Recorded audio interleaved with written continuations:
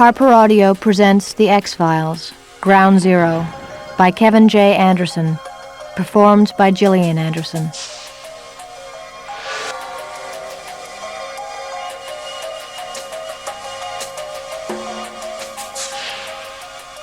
Teller Nuclear Research Facility, Pleasanton, California, Monday, 4:10 p.m. Even through the thick windows of his laboratory building, the old man could still hear the anti-nuke protesters outside, chanting, singing, shouting, always fighting against the future, trying to stall progress. It baffled him more than it angered him. The slogans hadn't changed from decade to decade. He didn't think they would ever learn. He fingered the laminated badge dangling from his lab coat. ID photos never looked like the subject in question, at least not in the past 50 years, not since his days as a minor technician for the Manhattan Project.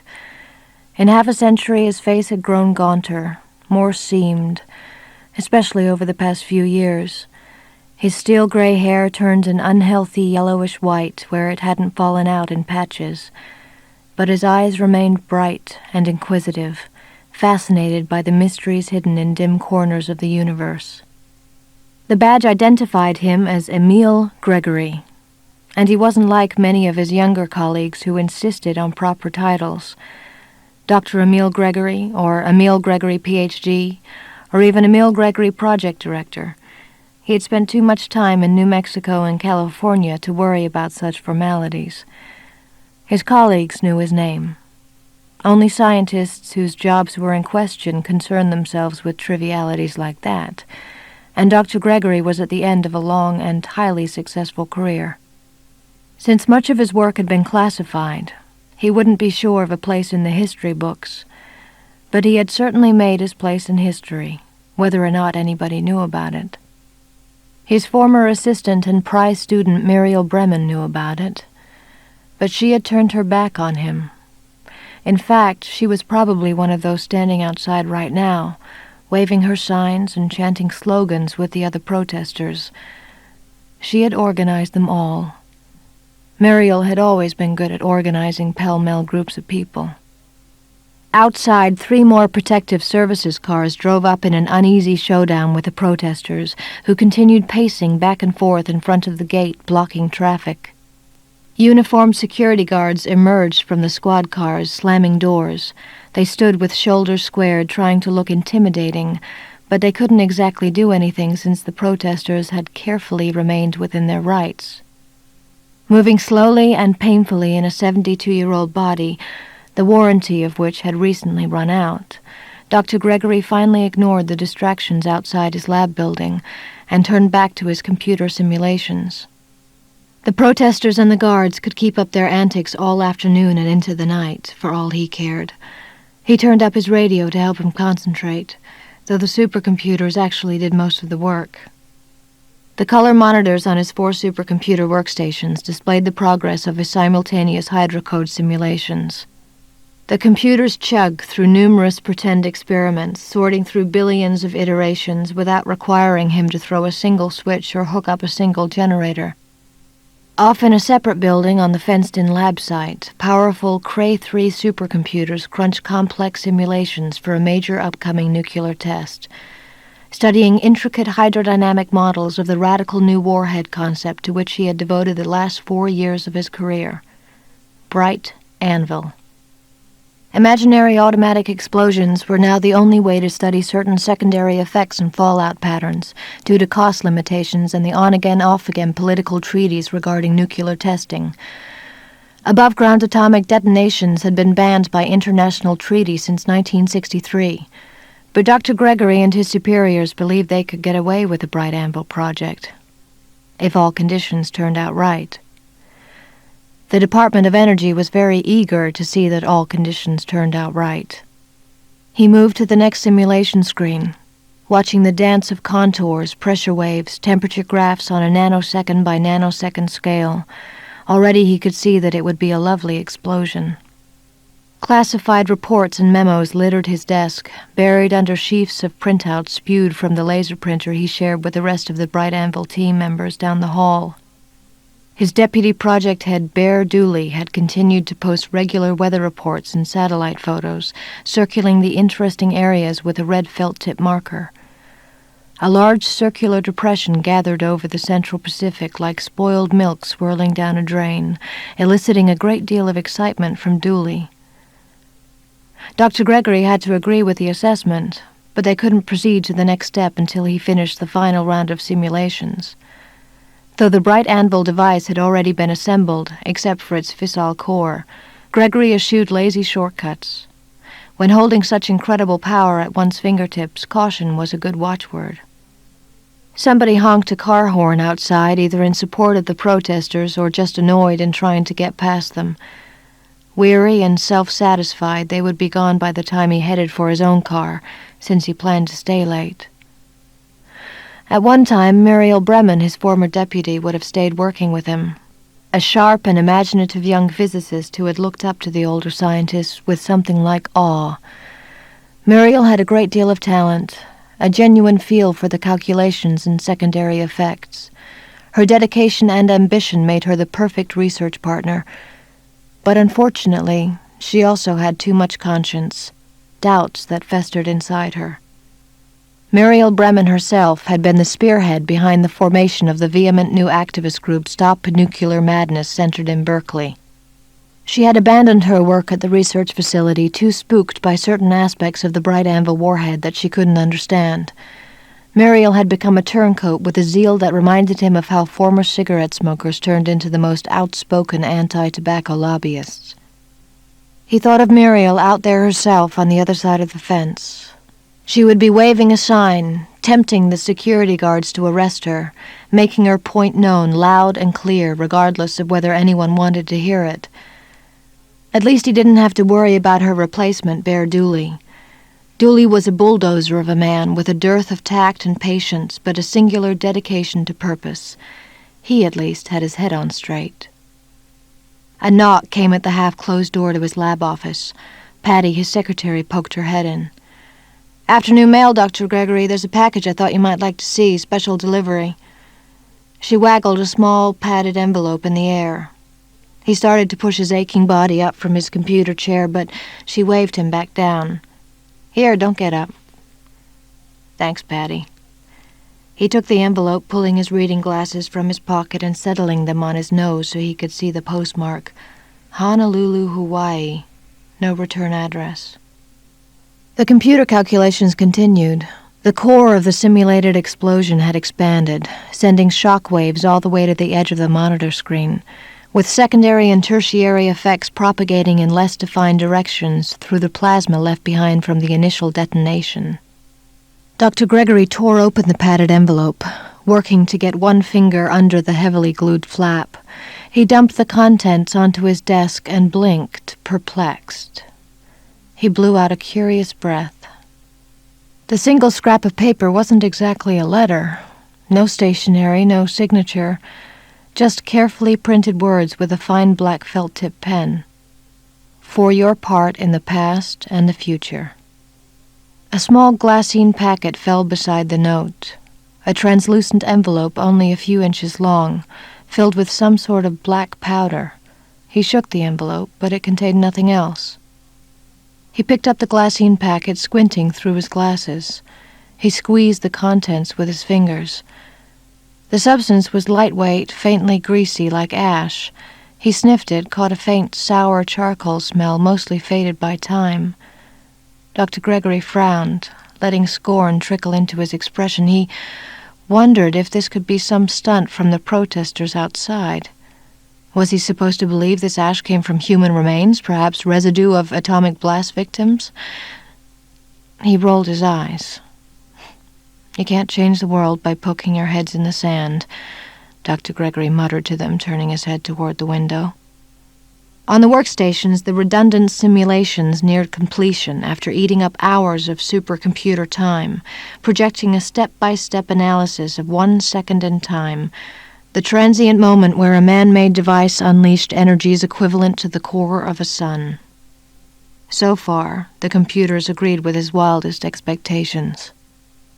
Though he himself was the project head, Dr. Gregory found parts of Bright Anvil incomprehensible, baffling theoretical assumptions and after-effects that went against all his training and experience in physics. But the simulations worked, and he knew enough not to ask questions from the sponsors who had presented him with the foundations of a new concept to implement. After a 56-year-long career, Dr. Gregory found it refreshing to find an entire portion of his chosen discipline that he could not explain. It opened up the wonder of science for him all over again. He tossed the black ash aside and went back to work. Suddenly, the overhead fluorescent lights in his lab flickered as if a swarm of black bees had gotten trapped in the thin glass tubes. He heard the snapping shriek of an electrical discharge, and the lights popped and died. Dr. Gregory's failing muscles sent stabs of pain through his body as he whirled in despair to see his computer workstations also winking out. "Oh, no," he groaned. The systems should have had infallible backup power supplies to protect them during normal electrical outages. With a computer crash, he had just lost literally billions of supercomputer iterations. He pounded his gnarled fist on his desk, then levered himself to his feet and staggered over to the window, moving more quickly than his unsteady balance and his common sense allowed. Reaching the glass, he glanced outside at the other buildings in the fenced-in complex, but saw all the other interior lights still shining in the adjacent wing of the research building. Very odd. It looked as if his office alone had been specifically targeted. With a sinking feeling, Dr. Gregory began to wonder about sabotage from the protesters. Could Muriel have gone so far overboard? She would have known how to cause such damage. Though her security clearance had been taken away after she quit her job and formed Stop Nuclear Madness, perhaps she had managed to find some method to bluff her way inside, to wreck the simulation she'd have known her old mentor would be running. He didn't want to think her capable of such an action, but he knew she would have considered it, without qualms. Dr. Gregory swatted at an insistent hissing, buzzing noise in his ears, finally noticing it for the first time. With a growing sense of uneasiness that he forced himself to ignore, Dr. Gregory went to the door to shout down the hall for Bear Dooley or any of the other physicists. But he found the doorknob unbearably hot, unnaturally hot. With a hiss, he yanked his hand away, backed off, staring in shock more than pain down at the bright blisters forming in the middle of his palm. Smoke began to curl around the solid security lock doorknob, oozing out of the key slot. "Hey, what is this? Hello?" He flapped his burnt hand to cool it. "Patty, are you still out there?" Contained within the concrete walls, the wind picked up inside his office, crackling with electrical static. Papers blew, curled up in a foul breath of heat. The glassine envelope of black powder spilled open, letting dark ash spray into the air. He hurried back to the door, untucking his shirt to use it as a shield against the heat so he could try again to open it. By now, though, the knob glowed red-hot, a throbbing scarlet that hurt his eyes. "Patty, I need your help! Bear, somebody!" His voice croaked, growing high-pitched with fear. In a rush, the light in the room grew brighter and brighter, seeming to emanate from the walls, a searing, harsh glare. Dr. Gregory backed against the concrete blocks, holding up his hands to shield his face from yet another aspect of physics he did not understand. The whispering voices increased in volume, rising to a crescendo of screams and accusations, climbing through the air itself, reaching a critical point. An avalanche of heat and fire slapped him so intense that it knocked him into the wall. A billion X-rays brought every cell in his body to a boil. Then came a burst of absolute light, like the core of an atomic explosion. And Dr. Gregory found himself standing right at ground zero. Teller Nuclear Research Facility, Pleasanton, California. Tuesday, 10 a.m. The security guard stepped out of a small prefab shack just outside the chain-link fence perimeter of the large research facility. He glanced at Fox Mulder's papers and FBI identification, then motioned for him to take his rental car back over to the badge office just outside the gate. In the passenger seat, Scully sat up straighter, willing the cells of her body to pump more energy and bring her to full wakefulness, full alertness. She hated catching red-eye flights, especially from the East Coast. Already today she had spent hours on the plane and now another hour with her partner driving from the San Francisco airport.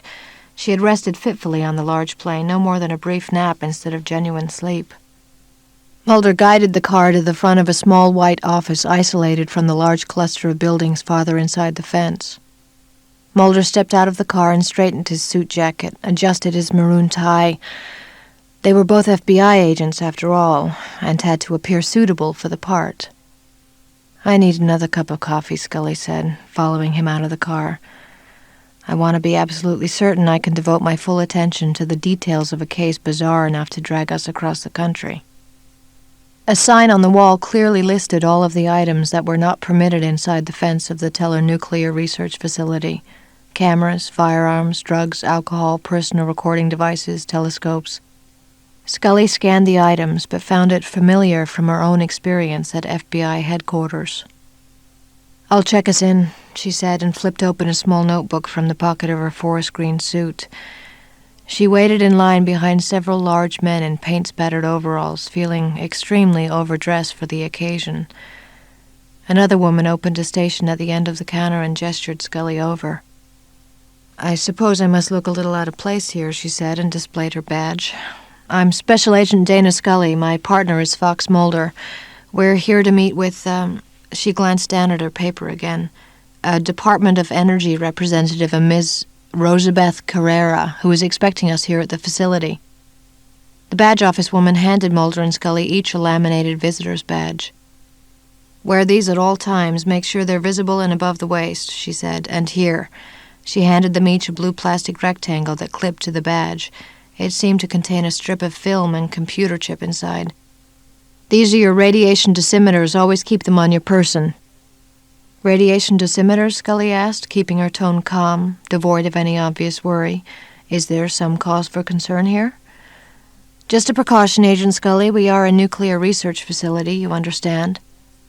Mulder and Scully didn't have long to wait before a petite Hispanic woman bustled in through the glass doors, looking full of energy and enthusiasm, eager to meet them. She spotted the two FBI agents instantly and came over. "I'm Rosabeth Carrera," she said, "one of the DOE representatives here at the research facility. I'm very pleased you could come out on such short notice, but it is something of an emergency." "If you follow me," Carrera said, "we'll take you into the site and the scene of the, accident. We've left everything the way it was for the past 18 hours. It is so unusual, we wanted to give you a chance to look at it fresh. We'll take my car." Carrera parked in front of the large laboratory buildings and led them quickly through the dim halls in the building up to the second floor. The echoing structure reminded Scully of a high school. Long banks of fluorescent lights lit the halls. One of the tubes overhead was gray and flickering. Scully wondered how long it had been since it needed to be replaced. The entire corridor had been blocked off with yellow plastic tape. Since the Teller Research Facility couldn't be expected to have crime scene barricades, they had settled for construction area tape. Two lab security guards stood posted on either side of the corridor, looking uncomfortable with their assignment. Down the hall beyond the yellow tape, all the other offices stood empty, though the running computers and filled bookshelves showed that they had been occupied recently. Co-workers of Dr. Emil Gregory, she wondered? If so, they would all have to be interviewed. No doubt all the workers had been relocated pending investigation of the accident. One door, though, had been tightly shut and sealed with more of the yellow tape. Rosabeth Carrera stood beside it and pulled off her own laminated picture badge, from which dangled a dosimeter and several keys. "Take a quick look around," she said, pushing the door open and simultaneously turning her face away. "This is just first glance. You've got 2 minutes." Scully and Mulder stood beside each other at the threshold and stared inside. It looked as if a cluster bomb had gone off inside Dr. Gregory's lab office. Every surface had been singed with a burst of intense heat so brief yet so hot that it had curled and crisped the papers attached to Gregory's bulletin board, but had not set them completely on fire.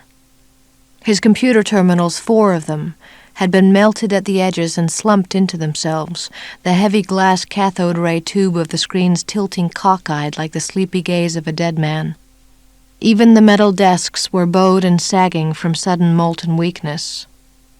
Scully spotted Gregory's body against the far wall. All that remained of the old weapons researcher was a horribly crisp scarecrow of a man, his arms and legs drawn up from the contraction of muscles in intense heat like some sort of insect that had been sprayed with poison and curled up to die. Mulder stared at the destruction of the room, while Scully, focusing on the corpse, stepped forward, her mouth partially open in that curious mixture of human horror and analytical mindset she applied when inspecting such a crime scene. The only way she could stave off her revulsion would be to find answers. Before she could enter the room, though, Carrera placed a firm hand on her shoulder. "No, not yet," she said. "You can't go in there." Mulder gave her a sharp look as if she had just pulled on his leash. "How are we supposed to investigate a crime scene if we can't go inside?" "Too much residual radiation," Carrera said. "You need to take more precautions, full contamination gear before you go inside." She turned and they followed her down the corridor. "Let's get you both suited up." The thick outfit made Mulder look like an astronaut. He found it difficult to move, but his eagerness to investigate the mysterious death of Dr. Emil Gregory convinced him to put up with the difficulties. Next to him, Rosabeth Carrera stood with her hands at her sides, looking uncertain as to what she should do. She had declined to suit up and accompany them into the scene. "You're free to go in and look around as much as you like," Carrera said. "Meanwhile, I've arranged for all the paperwork to allow you free access to the site. You'll have need-to-know clearance for this case only. The Department of Energy and Teller Labs are eager to find out what caused Dr. Gregory's death."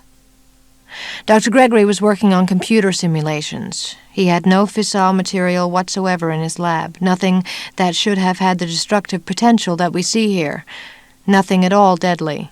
The equipment was no more dangerous than a video game. Rosabeth Carrera gave them each a handheld radiation detector. They looked just like the kind Mulder had seen in dozens of 1950s B-movies of uncontrolled nuclear tests that created mutations whose bizarreness was limited only by Hollywood's meager special effects budgets of the era. "Let's go inside, Mulder," Scully said, standing at the door, anxious to get to work. Carrera used the key on her badge again, pushing the lab door open. Mulder and Scully entered Dr. Gregory's laboratory, and the radiation detector went wild. Mulder watched the needle dance high on the gauge, though he didn't hear the loud frying bacon crackle of Geiger counters used so often in the films. The silent needle gave its own ominous signal, though. Within its concrete block walls, this office had somehow been the site of an intense burst of radiation that had blistered the paint, seared the concrete, and melted the furniture. The flash had left residual and secondary radioactivity that still simmered, gradually fading. Mulder's breathing resonated in his ears from the respirator in the self-contained suit. It sounded as if someone were breathing down his neck, a long-fanged monster riding on his shoulder. Claustrophobia hammered around him as he stepped deeper into the burned laboratory. Looking at all the melted and flash-burned artifacts sent a deep shudder down his spine, tapping into his long-standing revulsion of fire. Scully went straight over to the body, while Mulder stopped to inspect the heat-slumped computer terminals, the melted desks, the flash-burned papers on the bulletin board in one of the work tables. "No indication of where the burst might have originated," he said, poking around the debris. The walls were adorned with photographs of Pacific Islands, satellite shots and airplane photos, as well as computer printouts of weather maps of the ocean wind patterns, storm projections, and blistered black and white prints of weather satellite images. Everything centered on the Western Pacific, just past the international date line. Scully bent over the burned body of Dr. Gregory.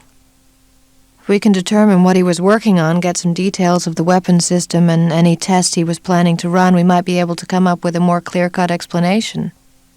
"Clear-cut, Scully?" Mulder said. "You surprise me." "Think about it, Mulder. He was a weapons researcher. What if he was working on some new high-energy burst weapon? It's possible he had a prototype in here and he accidentally set it off. It could have flash-fried everything you see here and killed him. If it was just a small test model, its effect would be limited. It might not destroy the entire building." "Good for us," he said, "but look around. I don't see the remains of any weapon, do you? Even if it exploded, there should be some evidence." "We should still look into it," Scully answered. I need to take the body in for an autopsy. I'll request that Miss Carrera find us a local medical facility where I can work." Mulder stood preoccupied by Gregory's bulletin board. He reached out with a gloved hand to touch one of the curled papers still fastened by a slide pushpin to the corkboard. When he brushed the paper with his fingertips, it fell into ash, rippling away into the air. Nothing remained but a powdery residue. Mulder looked around for thick stacks of paper, hoping that something might have been left intact, like the photos on the walls. He searched Dr. Gregory's desk for piles of technical reports or journal articles, but found nothing. Then he noticed the pale rectangular marks on the desktop. "Hey, Scully, look at this," he said. When she came over, he pointed to the rectangular patches. "I think there must have been some documents here, reports left on the top of his desk, but somebody's removed the evidence." "Why would anyone do that?" Scully asked. "The reports themselves probably have residual radioactivity." Mulder met her gaze through the thin faceplates on their hoods. "I think somebody's trying to do us a favor. They've sanitized the murder scene to protect us from classified information that maybe we shouldn't be seeing. For our own good, of course."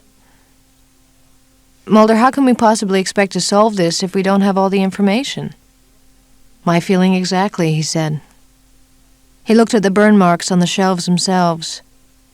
As he had expected, several books had been removed as well. "Somebody wants a quick answer to this, Scully," he said. "A simple answer, one that doesn't require us to have all the information." He looked towards the closed lab door. "I think we should inspect each of these other offices down the corridor, too.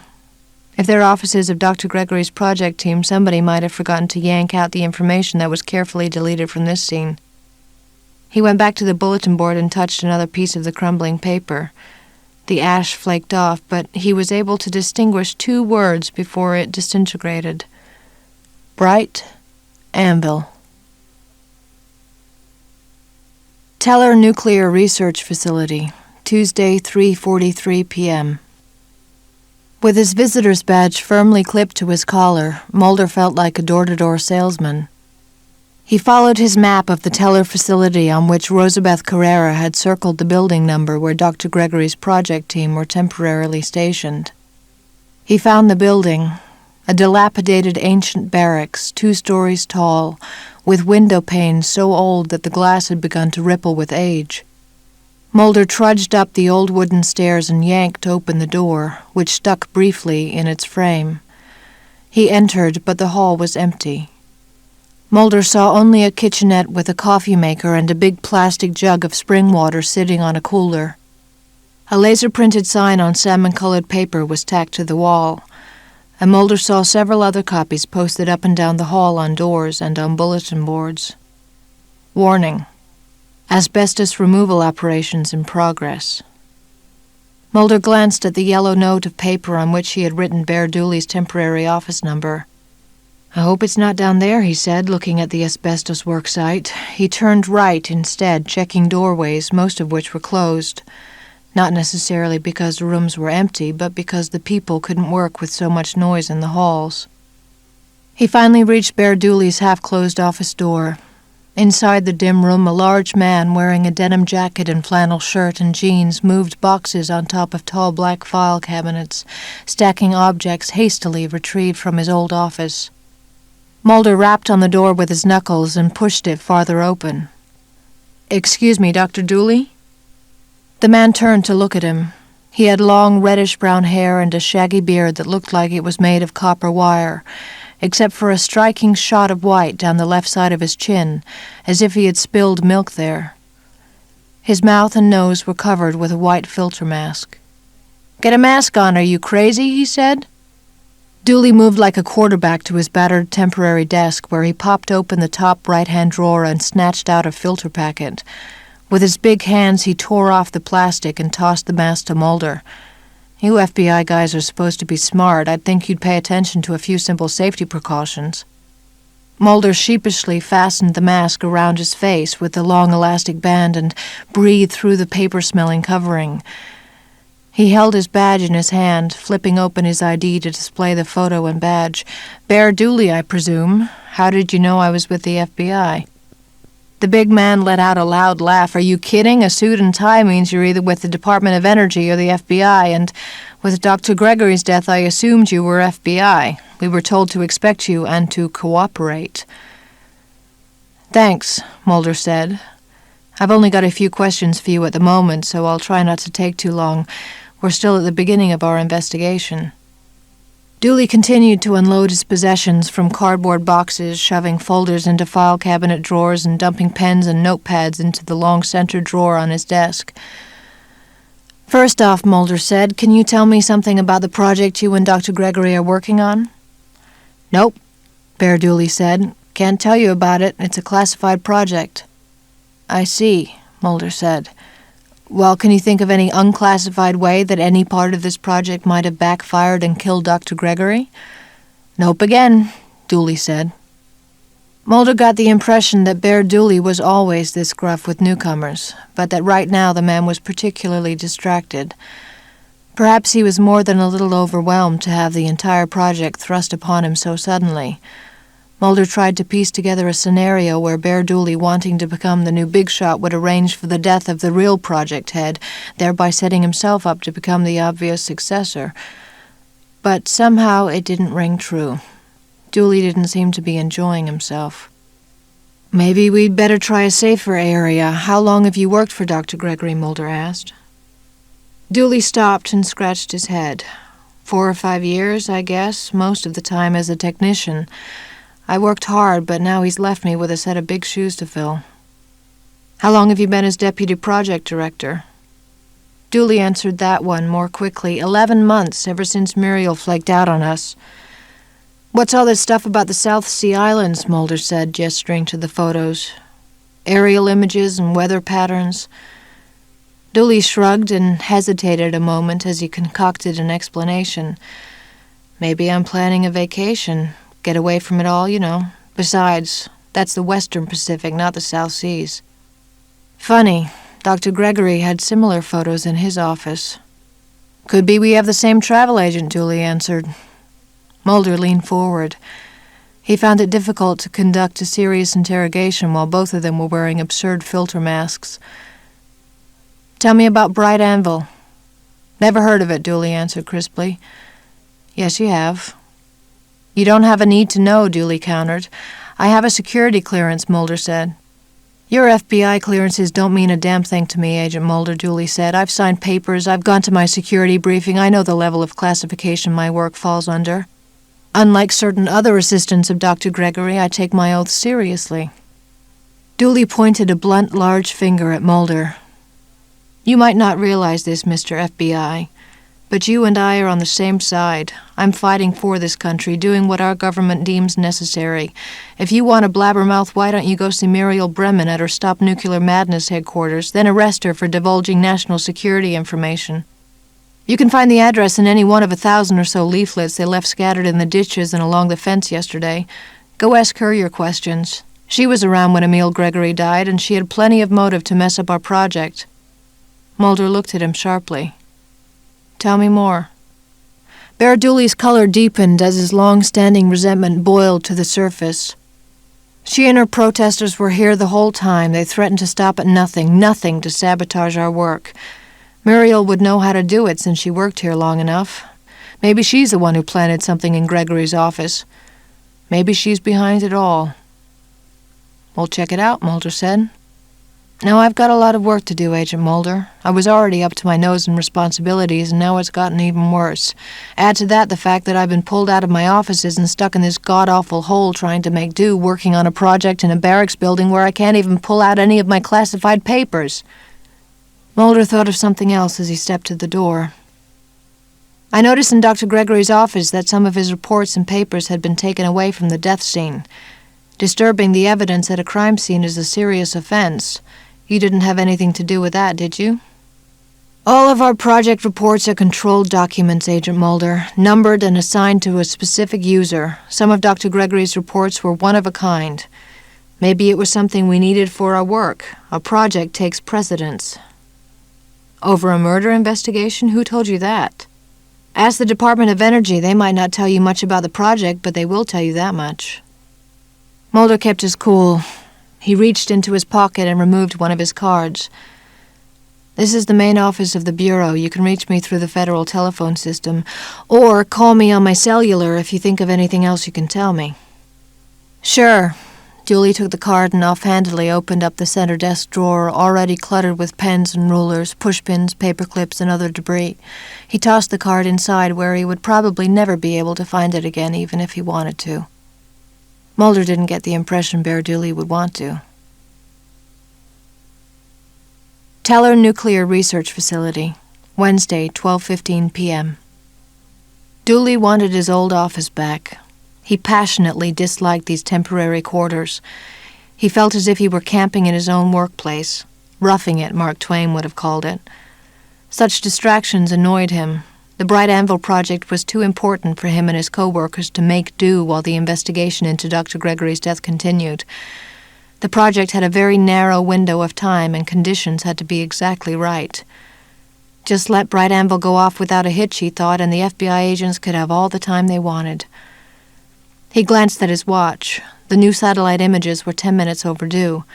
Dooley reached for the phone. "Victor, where's the weather report?" he said without wasting time with a greeting or cordialities. His young assistant could certainly recognize his booming voice by now. "We've got it, Bear. I was just double-checking and triple-checking the meteorological projections. I think you'll like them this time around." "Well, get them over here," Dooley said, "so I can check them a fourth time. Things have to be exactly right." Dooley sat back in the creaking old chair, trying to get comfortable.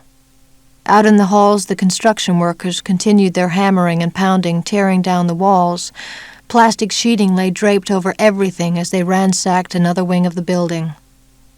The barracks outside door opened, and Victor Ogilvy bounded up the wooden stairs, then down the linoleum hallway to Dooley's temporary office. He burst in, his face florid, grinning with the eagerness of Jimmy Olsen hot on a new story. His glasses slipped down his nose. "Here's the satellite printouts," he said, "and here's the overlays." He spread the projections on Dooley's cleared desk. "See the storm clouds here, Bear? 95% projection that it'll follow the path I've marked with red dashes." He traced a big-knuckled finger along a contour in the western Pacific, just past the international date line in the Marshall Islands. "I've looked for projected landfalls, and there seems to be an absolutely perfect target right here." Victor's finger completely obliterated a minuscule dot that looked like a printer's error in the middle of the ocean. Bingo. Dooley looked down. Anika Atoll. "Ooh, exciting," he said, reading the brief description. "A big flat rock out in the middle of nowhere. No recent photos, but it sounds tailor-made for our purposes. No existing settlements, not even any history." "Nobody will ever notice anything there," Victor agreed. "Hurricane warnings have gone out to all the adjacent islands. There's not much in the vicinity, only a few sparsely populated islands." Dooley nodded. "All right, let's start making phone calls. As of right now, I'm activating Bright Anvil." "We're on our way. Let's get the Corps of Engineers flown out to Anika. Get our destroyer on standby down at Coronado Naval Base, ready to move out as soon as we arrive." The young assistant scuttled toward the door, but Dooley called after him. "Oh, and Victor?" The other man turned around, blinking owlishly behind his glasses, his mouth partly open. "Don't forget to bring the suntan lotion." Victor laughed and disappeared down the hall. Dooley stared down at the maps and weather charts again, letting a smile creep across his face. Finally, after all this time, they were going to move to the next step. There could be no turning back once the wheels started moving. Besides, he had to admit he wasn't terribly sorry to be away from those nosy FBI investigators. He had work to do. Stop Nuclear Madness Headquarters, Berkeley, California. Wednesday, 12:36 p.m. Scully took the rental car and drove alone into Berkeley, following familiar highways. Now, though, she sensed she had become an intruder in a place where she had once felt at home. Heading down Telegraph Avenue towards the campus, Scully saw that the university remained basically unchanged. It stood like an island of its own ferociously independent culture, the People's Republic of Berkeley, while the rest of the world went on its way. Scully parked in a public ramp and walked out into the sunshine, pushing sunglasses up on her nose and scanning the streets to get her bearings. She walked along, glancing at kiosks announcing student film festivals, rallies, and fundraising events. Tracking building numbers, Scully finally found the Stop Nuclear Madness headquarters in a tall, old building that looked as if it could have been the set for a courthouse in an old black-and-white movie. A diner and a coffee shop shared the street level of the building with a large new and used bookstore that catered to students. A short flight of concrete steps led down from the sidewalk below street level. An easel propped beside the stairs held a poster board with stenciled letters announcing the protest group and something called the Museum of Nuclear Horrors. She pushed open the basement door and entered the Stop Nuclear Madness headquarters. She felt transported back in time. She remembered when she had been younger, filled with enthusiasm to change the world. As she entered the small offices, the woman behind the desk turned to give her an automatic smile, but froze with instant suspicion upon seeing her professional garb. Scully felt a sinking in her stomach.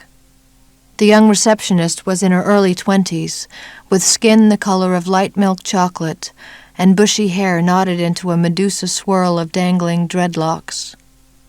Scully pulled out her ID.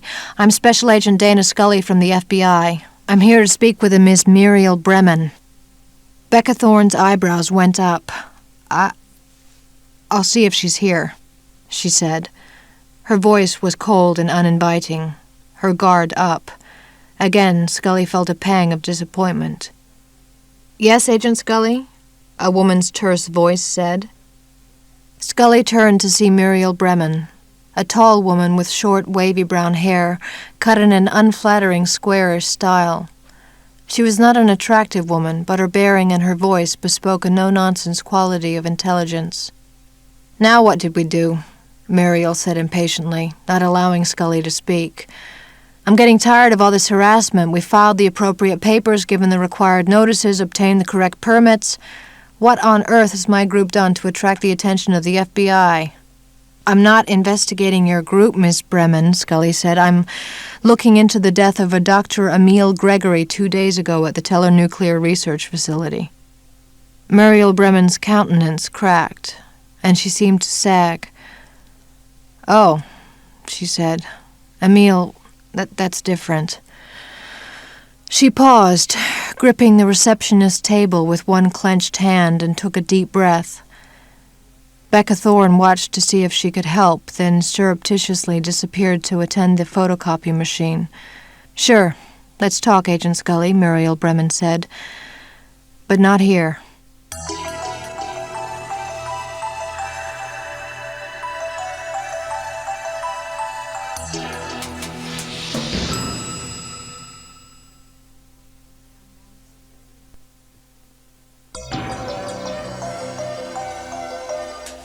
Muriel Bremen led the way to a small microbrewery and restaurant only a few blocks' walk from the heart of the university. "You order food over there." Muriel indicated a small counter. "The vegetarian chili is a specialty, but the soup's pretty good too, and, of course, a sandwich is a sandwich is a sandwich. People come here for the beer, best you'll find anywhere." When they returned to their table, Scully tried to think of where to begin, but Muriel preempted her. The protester seemed to have no problems with self-expression, bypassing time-consuming pleasantries and the dance of conversational give and take before Scully could get around to the real questions. "So let me tell you why I think you're here," she said. "It's one of two possibilities. Either you think I or someone from my protest group has in some way caused the death of Emil Gregory, or you've been stymied by your escorts at Teller, your lack of appropriate security clearances, and your inability to access classified documents. Nobody'll tell you anything, and you've come here thinking that I can give you some answers." Scully spoke slowly. "A little of both, Miss Bremen. I've completed the autopsy on Dr. Gregory. There's little doubt as to primary injuries that resulted in his death, but I haven't yet been able to determine how they came about. What did Dr. Gregory stumble into that caused his death? I'll have to admit your protest group does have a credible motive for wanting Dr. Gregory out of the picture, so I have to investigate it. I also know that Dr. Gregory, a man you worked with, was involved in some sort of new classified weapons project, something called Bright Anvil. But nobody will tell us what that is, and here you are, Miss Bremen, at the intersection of both of my lines of reasoning." "Well, then let me tell you something," Muriel said, folding her hands around her pint of dark beer and taking a long swallow. "It sounds cliched to say that I have nothing to hide, but in this instance I truly don't.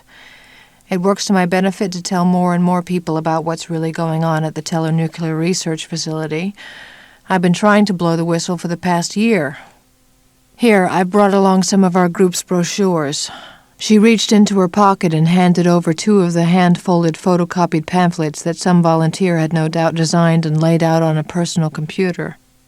"Back when I worked at the Teller facility, I was quite a devoted assistant to Dr. Gregory," she said, settling her long chin into her hand. "For many years, Emil was my mentor. He helped me along through the politics and the paperwork and the progress reports so I could do some real work." "But you had some sort of falling out," Scully said. "In a way, but not exactly like that," Muriel said, then sidestepped the question. "You want to know what bright anvil is. It's an unorthodox type of nuclear explosive.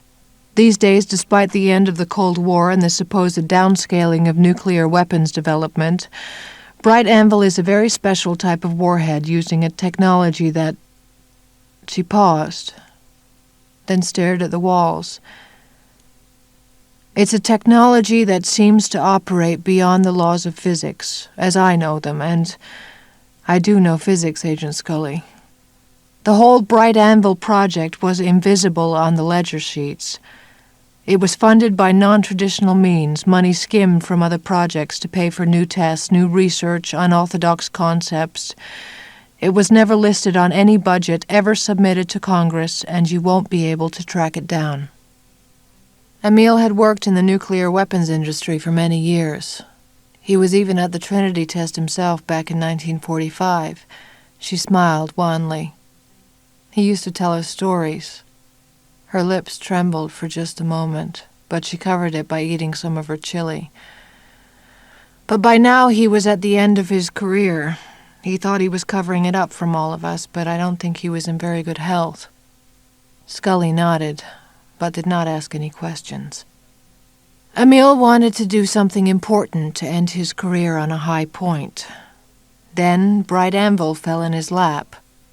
Someone else had done the preliminary physics. We got designs for exotic high-energy pulse power sources. It was a done deal. The components worked, although I couldn't figure out how or why, but Emil didn't worry about that. He got all excited. He saw how such technology could be used to create a fundamentally new kind of warhead. Emil took it and ran with it. Even from the start, I had my doubts, but I kidded myself. I followed along because Emil was my mentor. This was our new project. I helped him run simulations, exercises that had little likelihood of ever coming about for real. But the more I worked with it, the creepier it became. Bright Anvil was just too weird. It didn't seem to come from any physics I was ever taught in school. No technology I know can do what it does. Some of the components of the device were fabricated elsewhere. We never knew where or how, we just received them from the program offices in Washington. Then, in one of those serendipitous occurrences, I went to a conference in Japan.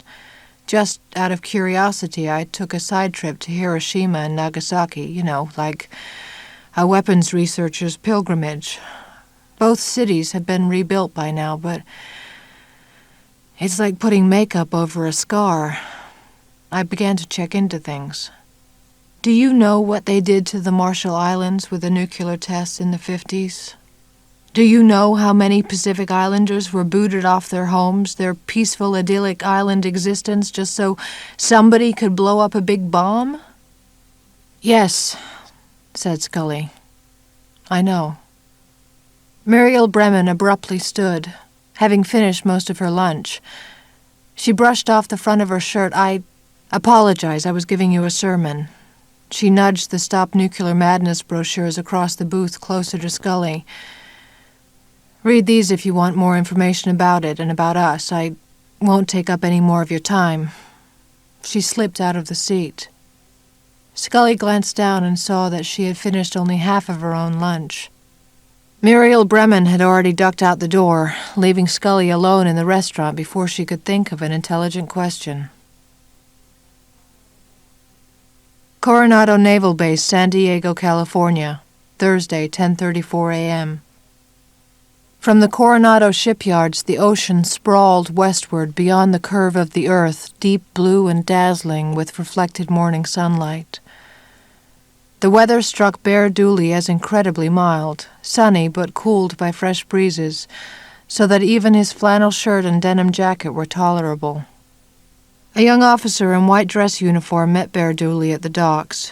Dooley didn't know Navy rank or the regulations of when sailors were supposed to wear certain uniforms, but he got the impression that this blonde-haired, clean-cut man might be someone of more than average importance. The sailor gave him a smart salute.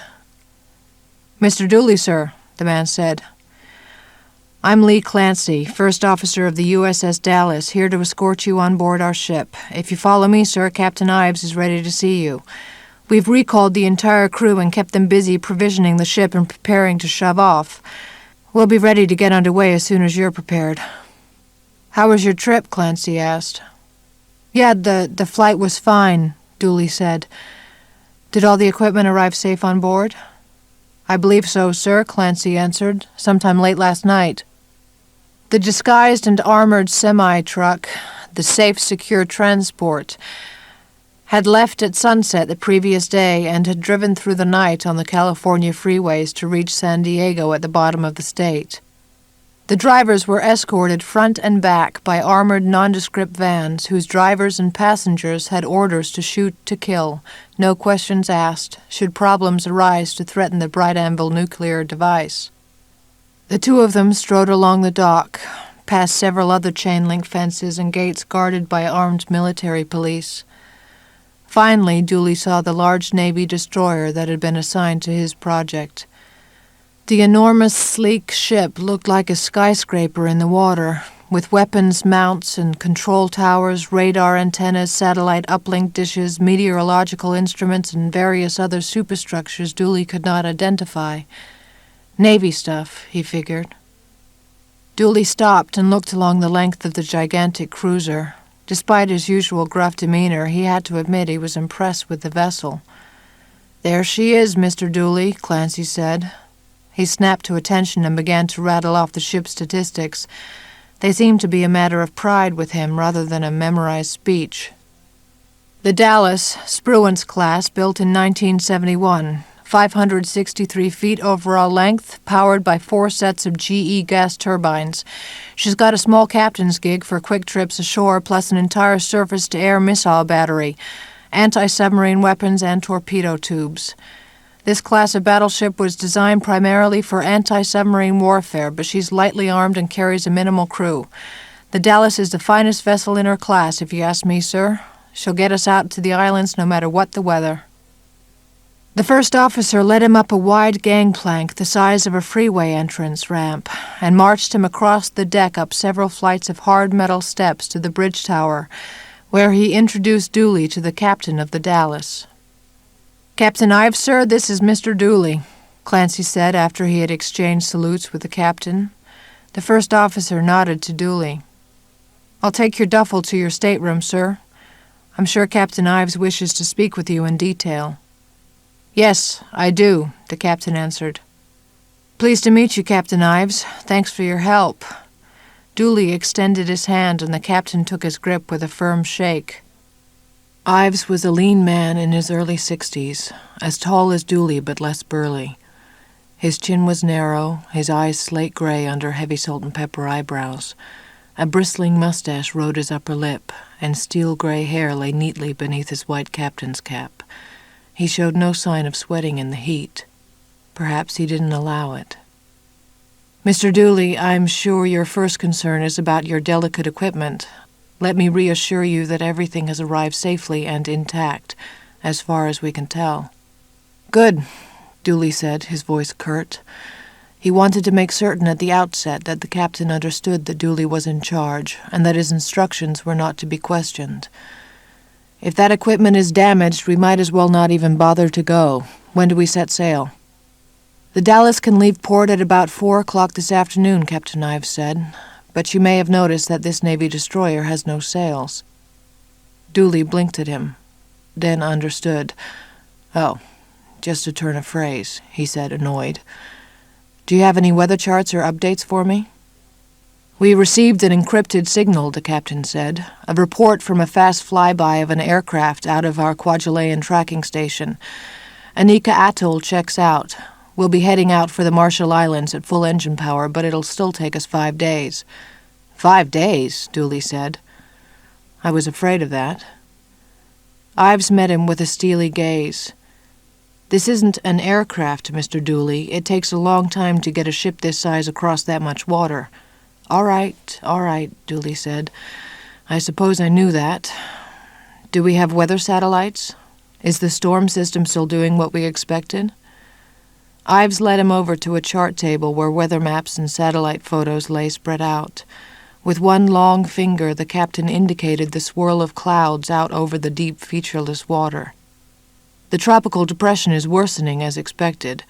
Within a few days it should be at full hurricane strength. According to our projections, it is heading straight towards the atoll. Good, Dooley leaned over, rubbing his hands together. Though he was a physicist and an engineer, he had learned a great deal about meteorology during the preparations for this test. Captain Ives leaned closer and lowered his voice so that the other seamen on the bridge deck would not hear him from their communications or navigation stations. Let me be blunt, Mr. Dooley. I have already expressed to my superiors my extreme objections to the entire purpose of this mission. I have grave doubts about the wisdom of resuming above-ground nuclear tests no matter where they occur. Dooley stiffened and turned toward the captain, pausing just a moment to scratch his beard and allow his blood pressure to drop slightly. Then maybe you just don't understand the necessity, Captain. I understand all right, more than you know, Ives replied. You see, I've been present at several hydrogen bomb tests already, one of which I doubt even you know about, since all the results were highly classified. Dooley raised his eyebrows. When? Back in the 50s, Ives said. I was just a junior officer then, but I was there, out in the islands, Eniwetok, Bikini, even Johnston Atoll near Hawaii.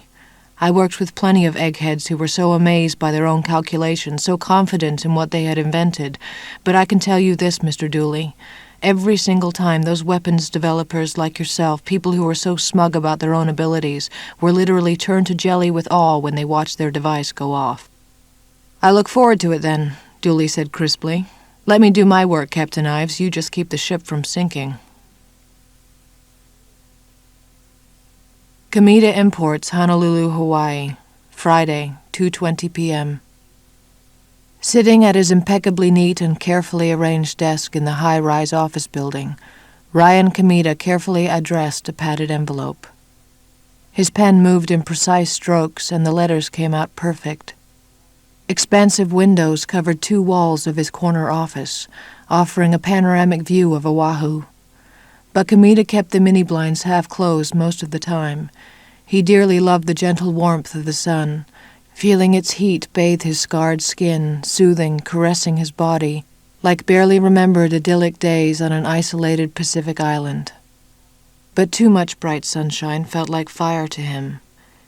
It reminded him of that other blaze from the sky, the searing flash so intense that it had set the air molecules themselves on fire. Kamita's snow-white hair lay neatly on his head, perfectly maintained, thick and nicely cut. Because of the almost supernatural good fortune he had experienced during his adult life, Kamita had plenty of money for things like that, clothes, grooming, possessions. But his money couldn't buy everything. He didn't want everything.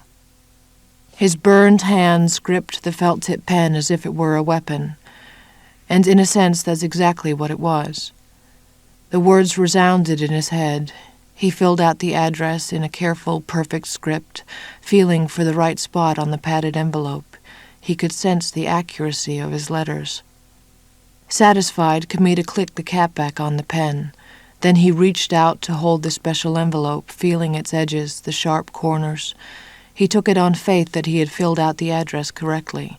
He would never ask anyone else to double-check it, though he could not see it himself. Ryan Comida was completely blind.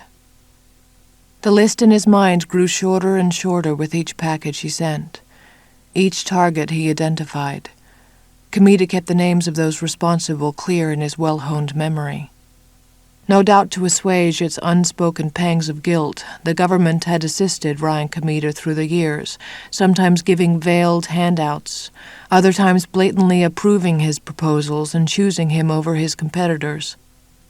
Comida had used whatever resources were available to build his company into a successful business that specialized in exotic imports from little-known Pacific islands.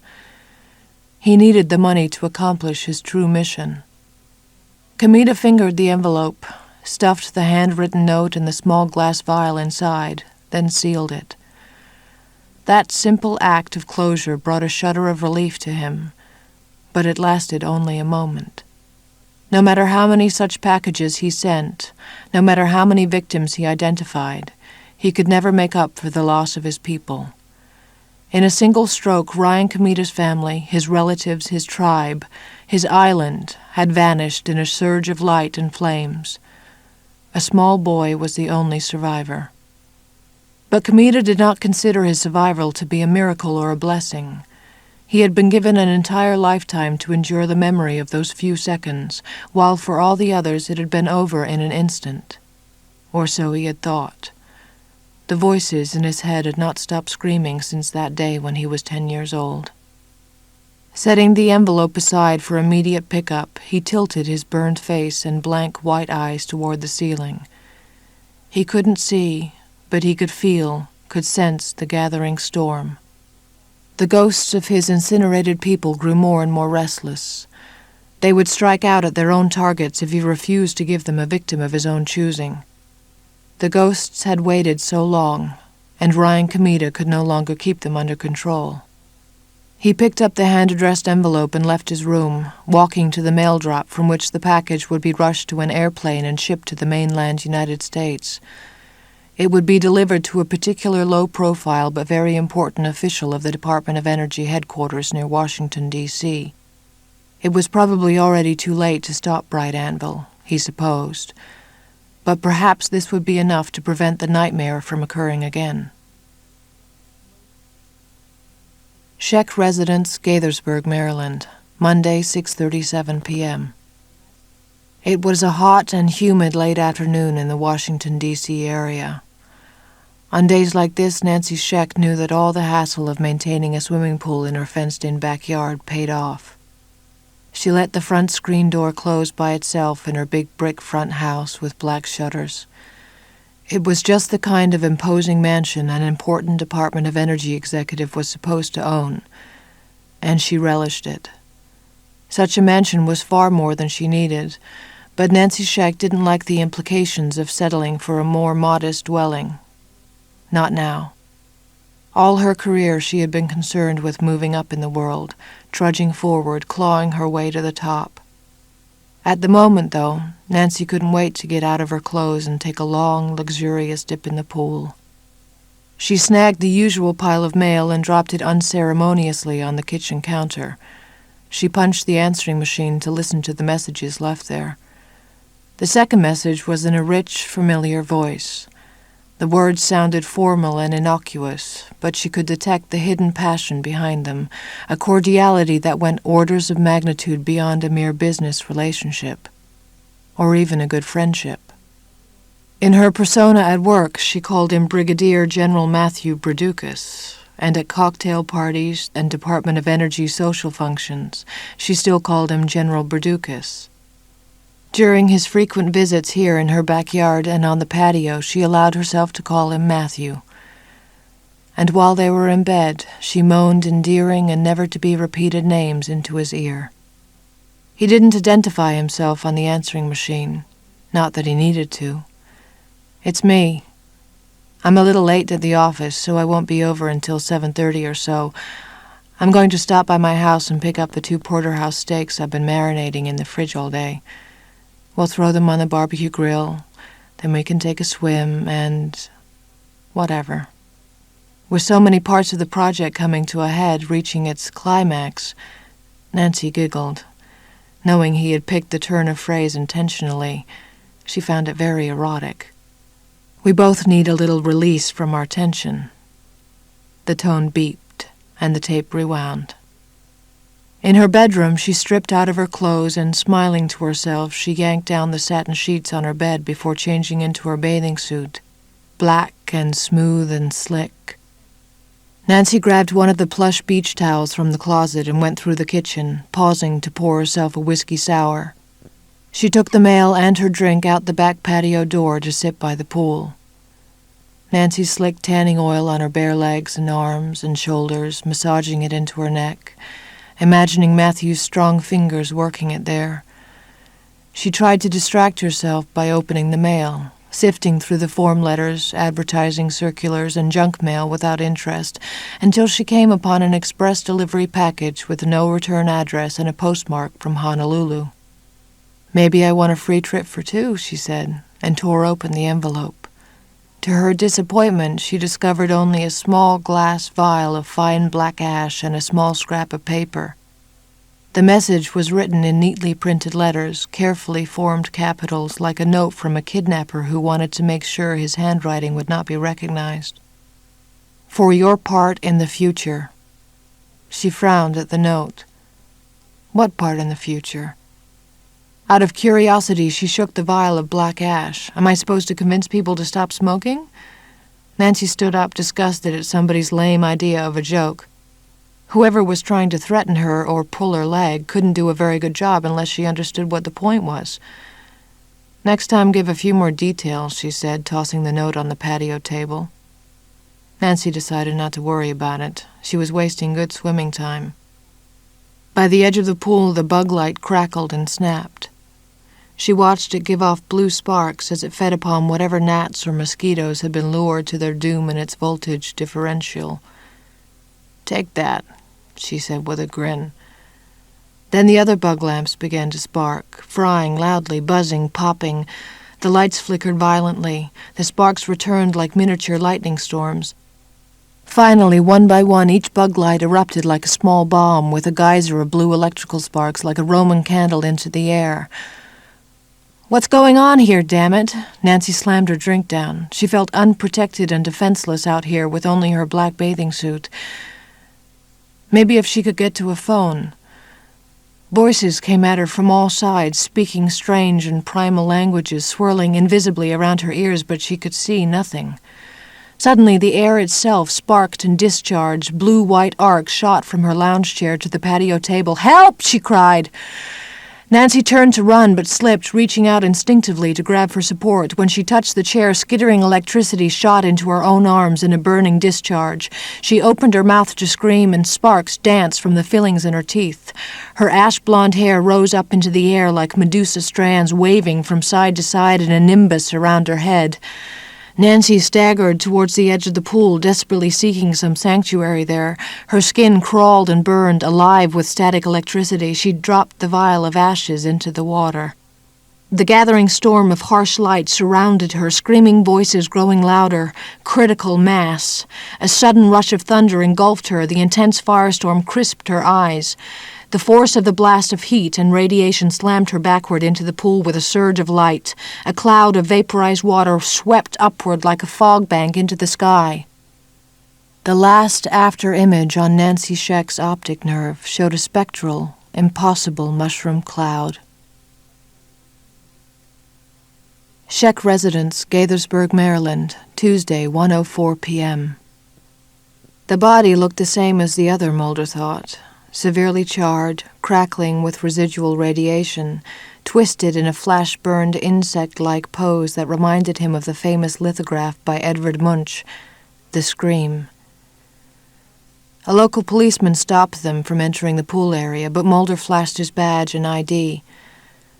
"Federal agents," he said. "I'm Special Agent Mulder. This is Agent Scully. We've been flown in to look at the site and examine the body." A homicide detective was studying clues and taking notes around the pool and patio. He looked baffled. He overheard Mulder's introduction and looked up. "FBI? Now that's calling in the big guns. Why were you brought out here?" We might have a certain background on this case, Scully answered. This death may be related to another investigation we're working on.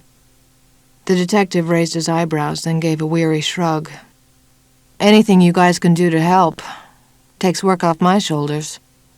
This is a weird one, all right. Never seen anything like it. No question this one goes in your special file cabinet, Scully said quietly to Mulder. Scully began a perimeter inspection of the crime scene. Working around the bustling evidence technicians and detectives, she took out a small knife to pry into a large charred patch on the redwood fence that bounded the Scheck property. The burn doesn't go very deep, she said, flaking away an external film of charcoal, as if the heat was intense but very brief. Mulder placed his hands on his hips and turned slowly around, hoping that an answer would jump right out at him. But nothing did. Okay, Scully, he said, this time we're not at a nuclear research lab or a missile testing site, just somebody's patio in Maryland. How are you going to explain this one scientifically? Scully sighed. Mulder, right now I'm not even sure how you're going to try and explain it. Not necessarily by the book, he said. First off, I'm going to see if there was any connection between Nancy Scheck and Emil Gregory, or nuclear weapons testing, or even the Manhattan Project. It could be anything. She wasn't old enough to be involved with the Manhattan Project in World War II, but she did work for the Department of Energy, Scully pointed out. We'll see, Mulder said. The coroner had already wrapped up the charred body in a black plastic bag. The radiation seemed to be alarming everyone at the scene. Mulder went cautiously over and motioned for the coroner to unzip the body bag so we could further study what remained of Nancy Scheck. A man in a general's uniform stood just outside the glass patio door speaking with two policemen, who took copious notes in their small notebooks. The general was short, broad-shouldered, with close-cropped black hair and a swarthy complexion. He appeared deeply distraught. The scene instantly captured Mulder's curiosity. I wonder who that is, Mulder said. I heard one of the policemen talking, Scully said. I think he's the one who discovered the body last night. Mulder hurried over, eager to pick up on what the general was saying and to ask a few questions of his own. The concrete was still hot when I got here, the general said, so it couldn't have been long. The back fence was still smoldering, the paint was still bubbling, and the smell... He shook his head. The smell... The general turned to look at Mulder standing beside him, but didn't seem to register his presence. Listen to me. I've seen some combat before, so I've gotten a glimpse of death and how hideous it can be, but not right in our own backyard. Mulder finally managed to read the general's engraved plastic name tag. Excuse me, General Bradukas, did you work with Miss Scheck? The general seemed too much in shock to challenge Mulder's right to ask questions here. Yes, I did. And why were you here last night? The general stiffened, drawing his eyebrows together. We were going to have dinner, steaks on the grill. His wide face flushed somewhat. Our relationship was not a complete secret, though we were discreet. Mulder nodded, suddenly understanding the general's extra measure of distress. One thing, General. I understand that Miss Scheck was a fairly important person in the Department of Energy, but when I studied their organizational charts, I couldn't find her program listed on any of them. Had she been transferred recently? Bradukas averted his black eyes. Nancy's work wasn't much talked about. Mulder leaned forward like a hawk swooping in for the kill. Everything depended on the next question. Was Miss Scheck's project connected with something called Bright Anvil? The general reared back like a suddenly startled cobra. I'm not at liberty to discuss that project, especially not here. Mulder gave him an understanding smile. That won't be necessary, General. Bradukas's reaction had been answer enough. The sound Mulder heard in his mind was the clicking of various pieces falling together. Things were still not entirely in place, but at least they were arranged into some semblance of order. He decided his best tactic would be to leave the distraught man alone for now. That's all from me, General. Sorry to have bothered you during this time of great distress. I take it you have an office in the Pentagon. I may come to see you in person if I have further questions. Mulder stepped over to the pool. Half of the water had boiled away in the flash of intense heat, leaving the pool warm and murky with brownish scum collecting in the corners. The fireball must have been utterly intense, yet it had not set Nancy Scheck's large home on fire, nor had it spread to the neighbors' yards, almost as if it had been directed, intentionally focused in a specific area. Mulder's unusually sharp eye glimpsed an object floating near the bottom of the pool, a small glass bottle that drifted about as if it hadn't yet gotten completely waterlogged. He searched until he found a skimmer. Mulder took it to the edge of the pool and dipped the net deep, swirling it around until he succeeded in snagging the dark object, fishing it out. Water trickled off the edges of the skimmer. "I found something here," he called. He lifted free a small vial that contained a black substance. Some pool water had leaked into the vial, but just a few drops. The detective and Scully came over to look. Mulder picked up the small vial, tilting it to the light. The object seemed very odd to him, and by its sheer oddness he decided it must be important to the case. He offered it to Scully, and she took it, shaking it to disturb the contents. "I can't say what it is," she said. "Some sort of black powder or ash, but how did it get to the bottom of the pool? Could it have something to do with the flash fire?" "Only one way to find out, Scully," Mulder said. He turned to the homicide detective in charge. "We have exceptional analytical facilities at the FBI crime lab. I'd like to take this back with us to run a full analysis. We'll copy you with all the reports, of course." "Sure," the detective said. "One less thing for my people to do." He shook his head. "I've never seen anything like this case, and I think it might be beyond me. Do me a favor and figure this one out." With one hand, the detective brushed his hair back. "Sheesh. Give me a stabbing or a drive-by shooting any old day." FBI Headquarters, Washington, D.C., Tuesday, 3:07 p.m. After all her time on the road, Scully was glad to be working in her own lab for a change, even if it was on such a gruesome subject as this. She basked in the solitude and familiar surroundings. She knew where all her equipment was located. She knew who to call for help or a technical consultation. She knew other experts whose skills she respected in case she needed an unbiased person to double-check what she herself had found. In mid-afternoon, Scully entered the main lab of Berlina Lou Kwok. Scully clutched a packaged sample of the black residue Mulder had retrieved from Nancy Scheck's backyard pool. "I thought I'd fill out the forms in person." Scully handed over the sample along with a note Mulder had written expressing his suspicions as to the identity of the substance. Lou Kwok scanned the words. "Interesting," she said. "We can check out Agent Mulder's speculations fairly quickly, but if it doesn't match, we could be weeks identifying the substance." "Do what you can," Scully said, "and thanks. Meanwhile, I've got an autopsy to perform." "Lucky you," Lou Kwok said, scrutinizing the powdery sample. It was a messy and exhausting afternoon. Scully completed the autopsy of Nancy Scheck. But now that she had studied two victims who had apparently died from the same bizarre and lethal weapon, she still had no guess as to what the physical cause could have been. It was easy enough to list the cause of death as sudden and violent exposure to extreme levels of heat and radiation. But that still didn't say where such exposure had come from. Was it a new kind of death beam or a pint-sized nuclear warhead?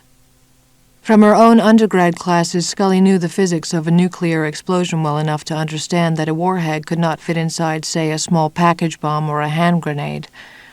Critical mass and initiators and shielding required a certain amount of bulk, and such things left debris, none of which had been found at any of the murder scenes. The only piece of trace evidence she had in her possession was the vial of strange black ash Mulder had fished out of Nancy Scheck's swimming pool. Scully heard a knock on the door, and Berlina Lou Kwok came in, holding a folder full of papers. "Here are your results. Special delivery for you, Agent Scully." Already? Scully said, surprised.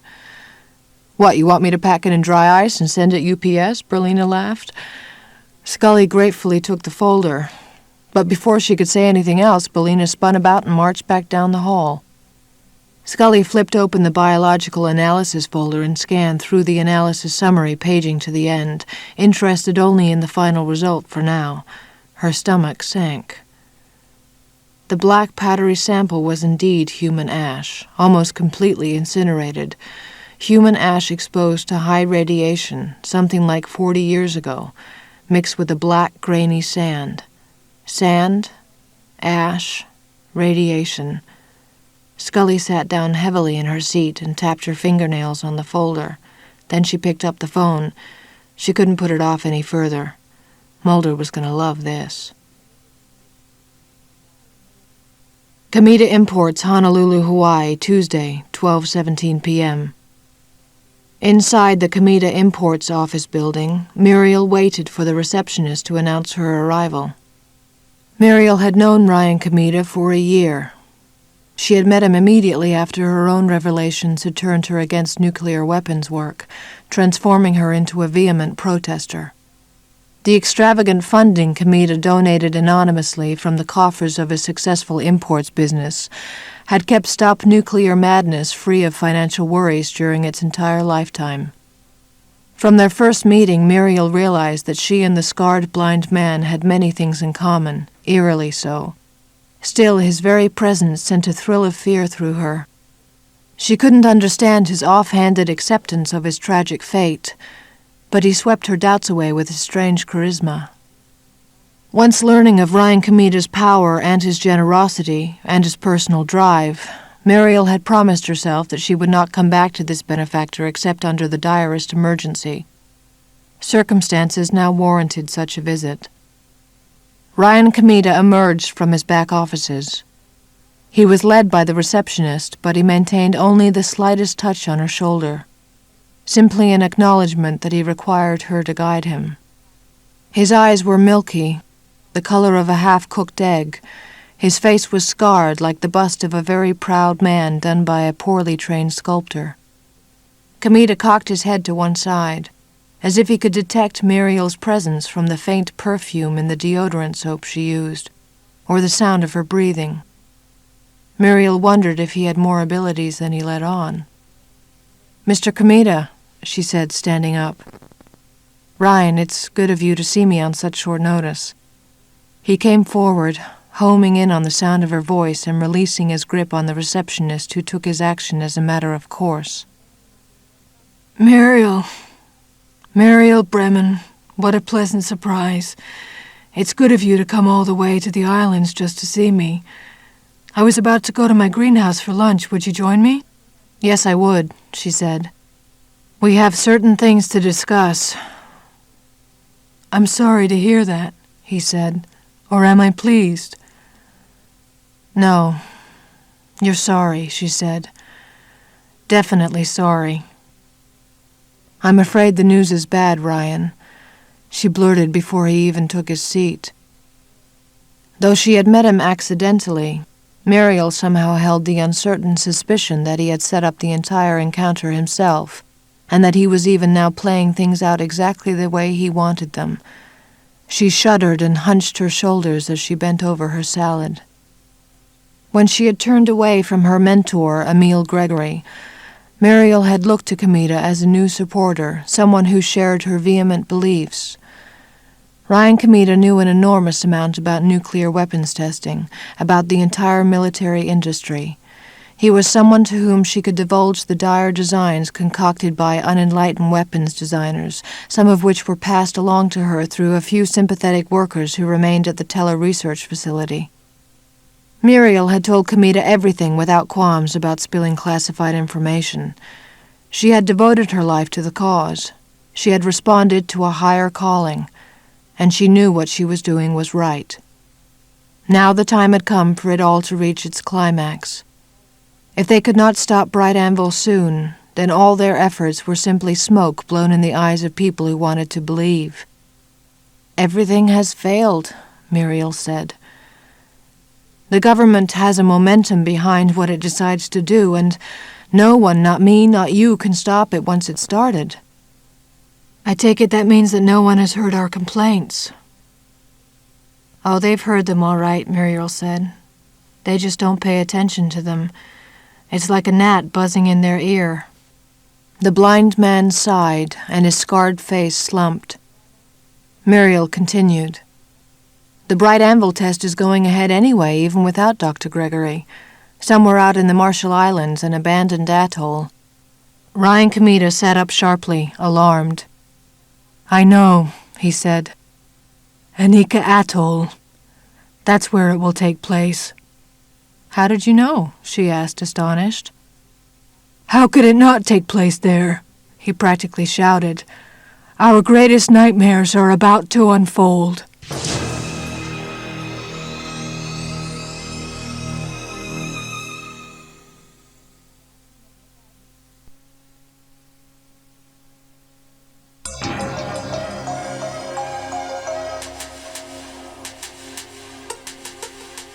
The Pentagon, Arlington, Virginia, Wednesday, 10 a.m.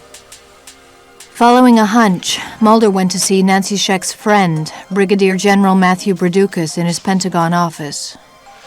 The Brigadier General stood from behind his desk and extended a beefy hand.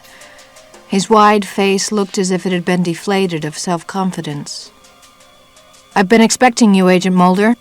The General's reddened eyes gave him the appearance of not having slept well in recent nights. Frankly, I thought you would refuse to see me, General, Mulder said. Some people don't want me looking into certain aspects of this murder investigation. On the contrary, Bradukas sat back down and squeezed his hands together as if he wanted to pop all his knuckles simultaneously. His face took on a deeply serious expression. Agent Mulder, we both know something highly unusual is going on here. I can't say this in any official capacity, but I think your willingness to accept certain things that others merely laugh at could be a great advantage in this investigation. That got Mulder's attention. General Bradukas continued. I know one of your operating theories in this investigation is that some new weapon under development at the Teller Research Facility was triggered in Dr. Gregory's lab. Believe me when I tell you this, Agent Mulder. I work at the highest levels of the Defense Department. I can tell with utter certainty that no weapon we are currently considering or have under development can do this. So it doesn't have anything to do with Bright Anvil? Mulder asked, fishing. Not in that sense, the General answered, then took a deep breath. What do you mean, not in that sense? Mulder asked. The General sighed. Nancy Scheck was in charge of the Department of Energy oversight on the entire Bright Anvil project, and Dr. Gregory was the lead scientist. The test of the prototype device is scheduled to go off in a small atoll in the Marshall Islands sometime in the next few days. The Anika Atoll has a bit of history of its own, but it's nothing you would have known about. Another hydrogen bomb test took place there in the 50s, though you won't find it in any record book. Sawtooth. It was kept quiet. It took place shortly after we went through such enormous efforts to clear those islanders off Bikini Atoll. In this instance, the scientists and the military were in a hurry, and the island wasn't as thoroughly checked as it should have been. There is some evidence that an entire group of natives was obliterated. My God, Mulder whispered. Sick horror prevented him from saying anything else. The General waited, and finally Mulder said, And you think this tragedy on the atoll 40 years ago has something to do with these bizarre deaths today? Suddenly, he remembered the results of Scully's analysis on the residue in the vial found in Scheck's swimming pool. Human ash, 4 decades old, and grainy sand, coral sand. The General unfolded his hands again and stared at his fingernails. I didn't suggest any such thing, Agent Mulder. You're free to think what you choose. Why are you telling me all this? He asked. Do you want to make sure someone is caught for Nancy Scheck's death? Bradukas looked deeply saddened. That's part of it, he said. but also because I fear for my own safety. Your safety? Why? Nancy was the DOE liaison for the Bright Anvil project. I am the Department of Defense liaison. I'm afraid I might be next on the list. I'm trying to hide. I've been staying in a different hotel every night. I haven't been home in days, though I'm not sure such measures will do any good. I don't suppose you have any suggestions on how we might stop this thing? Mulder asked. The general flushed again, though more in panic this time than in embarrassment. Bright Anvil itself seems to be the link. Whatever has been awakened or at least triggered into violent action came about because of this impending test. There's no telling how long it's been around, but it became active only recently. Mulder jumped in. Then whatever is going to happen, whatever event these killings are building towards, will probably occur out in the Marshall Islands. That's the only place we can be sure of. He plunged ahead without thinking. General, my partner and I need to be there. I need to be at the site to see what's happening. The general stood up. I'll make a few phone calls. I'll even call Assistant Director Skinner if need be. Just be ready to get on the plane. We don't have any time to lose. Anika Atoll, Marshall Islands, Western Pacific. Wednesday, across the international date line, 12:14 p.m. The atoll had recovered remarkably well in 40 years. The low, flat island, little more than a massive coral reef with a shallow dusting of topsoil, was once again burdened with lush tropical vegetation. Fish swarmed in the reefs and lagoons. Birds and butterflies thronged in the foliage above. When Captain Robert Ives had left here 4 decades earlier, he had been a young, low-grade seaman who had barely learned to shut up and do what he was told. The spectacular sawtooth nuclear test had been the most awe-inspiring sight his slate-gray eyes had ever witnessed. It had reduced Anika Atoll to little more than a hot, blasted scab.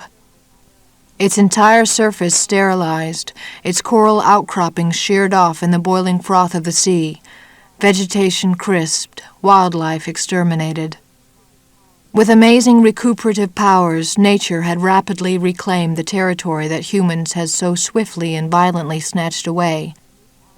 Once again, Anika Atoll looked like an isolated island paradise, pristine and uninhabited. At least Captain Ives hoped it was uninhabited this time. On the shore of the atoll, sheltered behind the rugged coral rocks that formed the highest point of the island, Bear Dooley and his team members used sailors and Navy engineers to help prepare for their secret test. A small runway was cleared along the straight stretch of beach. Bulldozers offloaded from the Dallas plowed through the jungle, scratching narrow access roads from the sheltered control bunker to the lagoon on the far side of the atoll, where the Bright Anvil device would be set up and detonated. They constructed a bunker to house the controls that would run the small warhead detonation. Because the blockhouse would be so close to the detonation, it had to be incredibly sturdy. Inside the bunker, Bear Dooley supervised the installation of all his test equipment. Dooley listened in on the shortwave radio to regular weather updates for the Marshall Islands. Every time the announcement tracked the approaching tropical depression, now nearly a full-fledged hurricane, he grew ecstatic. "It's coming," Dooley had said to Ives the last time he received such news, "and we've got a lot of work to do. Timing is crucial." Ives let the man have his way. He had his orders, after all. He didn't think Bear Dooley was even aware of the previous H-bomb test that had taken place in the same area.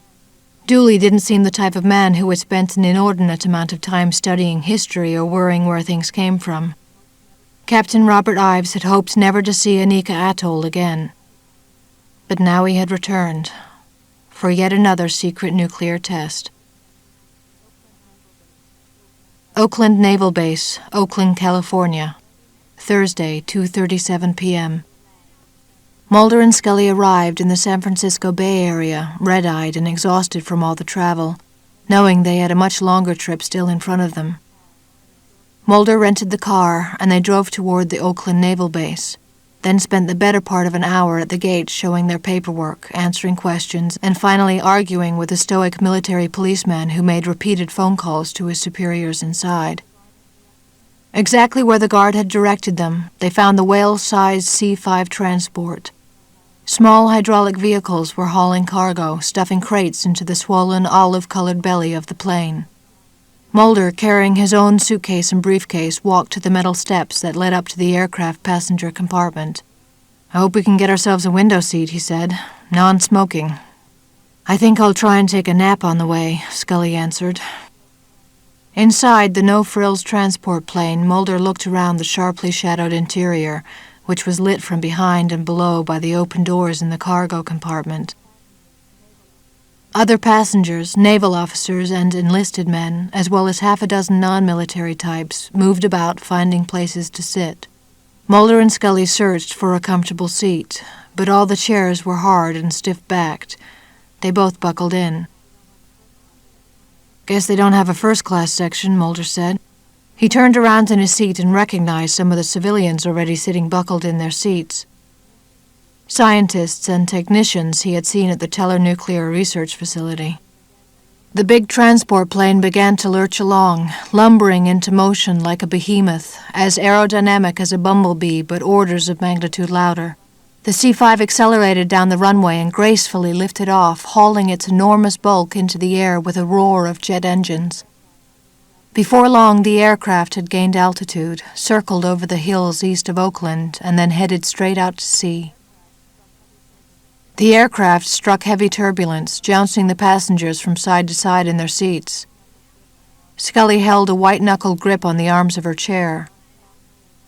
Mulder nonchalantly chose that moment to lean forward against the bucking carnival ride to pull out his briefcase. He snapped it open on his lap, ransacking it for papers. Mulder studied the tiny fly-speck dots out in the vast blue water off his map. He circled the areas with his finger. "I wonder why they're going way out here. The Marshall Islands are a U.S. protectorate, so I'm sure that has something to do with it. Could it be just to intercept the storm?" Scully perked up, finally having a subject on which she could discourse. She forced herself to ignore the rocking turbulence as she added her own knowledge to the discussion.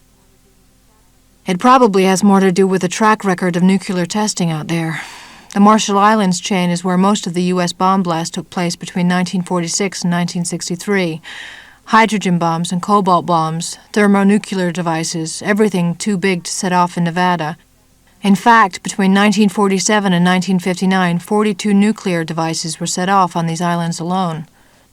The entire atoll of Enewetak was like a hopscotch ground. Test detonations stepped from one clump of islets to another, vaporizing one lump of coral, then the next.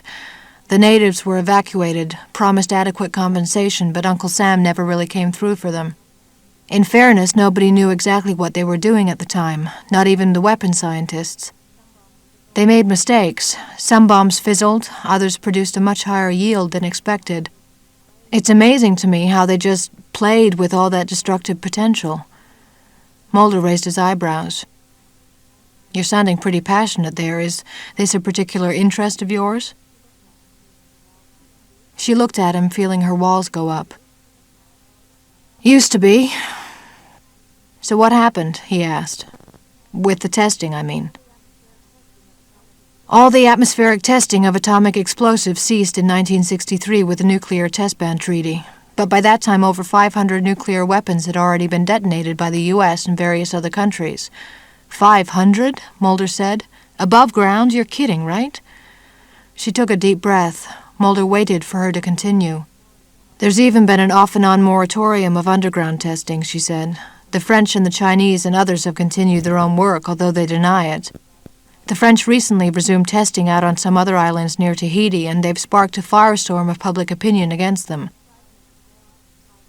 With seismic surveillance and high-resolution spy satellites, however, it's awfully difficult to mask the signature of a nuclear explosion." 10 to 1 this approaching storm isn't just a coincidence, then. "Mulder," she said, "I think that's a safe bet." Anika Atoll, Marshall Islands, Friday, 4:11 p.m. The bowl of sky surrounding them was a muddy gray-green with the approaching hurricane. The air itself had an ominous ozone crackle mixed with the salty iodine smell of the sea. The wind gusted in short, sharp breezes from random directions. In a sheltered bay farther down the rough shoreline, Scully spotted a small enclosed boat, the captain's gig, used to shuttle crew and materials from the Navy destroyer anchored in view farther out beyond the treacherous reef line. "The Navy must be taking this test seriously," she said. "That kind of destroyer isn't something to mess with." A trim young officer came directly towards them. "You must be the FBI agents," he said, and stood rigidly in front of them. "I'm First Officer Lee Clancy. I'll take you to meet Captain Ives. He's here to inspect the last-minute preparations, though I believe he's going to observe the test from the Dallas. We received word from Brigadier General Berducas in Washington that you'd be VIP guests, though we're all a bit mystified as to your presence here. This isn't an FBI matter as far as I can see." "It dovetails with a pending investigation," Scully said. "Oh," Clancy answered. "We'll take you to the Bright Anvil control blockhouse and let you get on with whatever you need to do. Just try to stay out of the way of the test preparations. Everyone's pretty much going to be working around the clock until the blast goes off. The test is set for 5:15 tomorrow morning." "That soon?" Mulder said. "No choice," Clancy answered as he continued briskly along the beach. Sand whipped around them, stinging their faces. "That's when the storm is due to make landfall." The first officer led them to an unusual igloo-shaped control bunker, to which all sorts of generators, air conditioning units, and satellite dishes had been linked. Scully could see many figures moving in and out of the blockhouse, checking generators and electrical connections. A man in a white captain's uniform saw them and waved to Clancy for them to come over. "Agents Mulder and Scully, I'm Captain Robert Ives," he said, "of the USS Dallas. Now then, I understand that you're here in regards to something unusual about the Bright Anvil test. General Berducas was reluctant to give details. Is there something we should know about?" Scully looked to Mulder, giving him a chance to recount the odd connections and the strange theory he had proposed, but he just looked back at her, not wanting to bring up the possibilities. "We're just here to observe and gather a few details," she said. "As you may already be aware, there have been several unusual deaths of individuals involved with this test." Just then, Bear Dooley came blustering out of the low door in the blockhouse, blinking his eyes into the wind that blew his long hair and beard around his face. His eyes fixed on the two FBI agents, and his expression gathered a fury equal to the storm brewing around them. He had obviously been stewing about their arrival for some time. "I don't know how you two got the authorization to come out here in this restricted testing site, Agents Mulder and Scully. I can't question it, and I can't send you home right now, unfortunately." He planted his hands on his hips. "But get this straight from the start. I'm busy. We have a test to run and a device to set off early tomorrow morning. I do not have time to babysit two feds in suits." Dooley turned away from them and extended a flapping sheaf of papers towards Captain Ives. "New weather projection from overhead satellite feeds," he said, "exactly as expected. The hurricane center is only 200 miles out, and it's big enough that there's no chance it'll miss. No chance at all. We're in luck. Anika is going to be whomped tomorrow morning." "We're in luck?" Mulder repeated. Ives scanned the satellite projection and nodded. "Wait a minute," Mulder said. "Where is this nuclear device? Is it in one of the crates we flew out with, or is it already set up in the control bunker?" Dooley gave a scornful laugh. "Agent Mulder, you're not impressing me with your expertise. The blockhouse is supposed to be sheltered from a nuclear blast. Therefore, the device isn't going to be set up anywhere nearby. Logical?" The chance to explain things seemed to calm the big engineer. "The Bright Anvil device is on the other side of the island, in a lagoon. And no, you didn't fly out here with it. It came out on the Dallas from San Diego. Everything is all set up and ready to go, waiting for the storm." Scully spoke up. "You've gone to a lot of trouble to make your preparations in secret, and you've taken great pains to select an island that just happens to be directly in the path of a major storm system. Most people with any sense would head away from the typhoon. Do you have any idea how much damage a storm like that can cause? Dooley narrowed his eyes as if about to scold her for her stupidity. Then he let out a gruff laugh. Of course I do, Agent Scully. Think about it. With all the damage the hurricane is going to cause when it strikes this island, who's going to notice a little more destruction? Anika Atoll, Friday, 6:21 p.m. The weight of the approaching storm felt like a psychological vice gripping Scully. Standing on the rough beach, she looked up at the blackening clouds at sunset, the eerie color of the storm-sickened sky. One of the Bright Anvil technicians came running out of the blockhouse, looking flustered. "Captain Ives, sir, there's an emergency message for you over the secure telephone line." Ives looked down at the walkie-talkie on his hip, disconcerted that the message hadn't come to him directly. "It's from the Dallas, sir," the technician said. "The communication officer on the bridge wants to speak with you." All four of them ducked inside the claustrophobic blockhouse. Scully was glad to get out of the damp wind that made her skin crawl. Captain Ives went to a phone box that had been hastily bolted to a plywood wall inside the armored bunker. "Ives here," he said, then listened intently. The expression on his face quickly sagged. "What are they doing out in this weather?" He waited for an answer.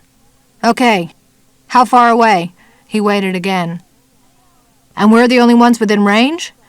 He scowled. "Hold on."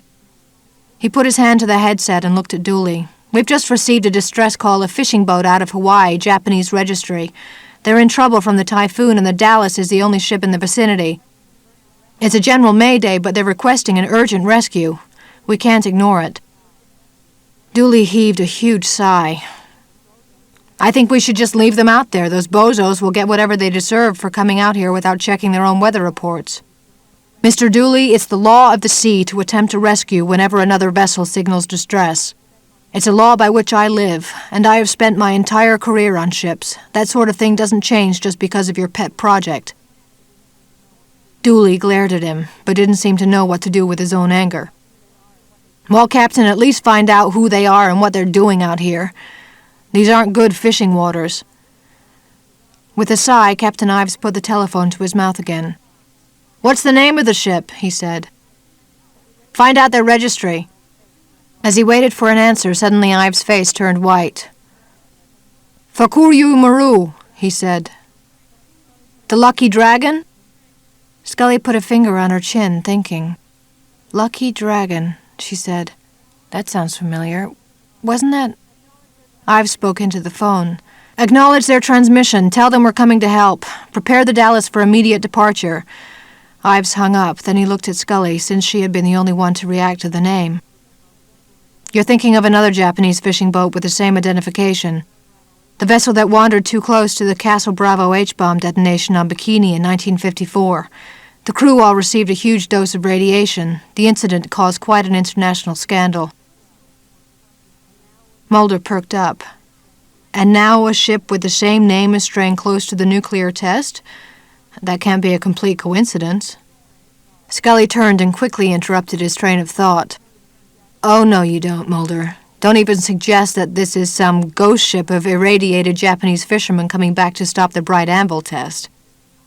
Mulder held up his hands helplessly. I didn't suggest any such thing, Scully. I'd say you've got an overactive imagination." He frowned in feigned contemplation. "Interesting idea, though." She turned to Captain Ives. "Captain, I'd like to go with you out to that fishing boat." She looked at Mulder, asking with her eyes if he wanted to go along. "No, thanks," he said. "I'll stay on solid ground. I want to keep poking around here."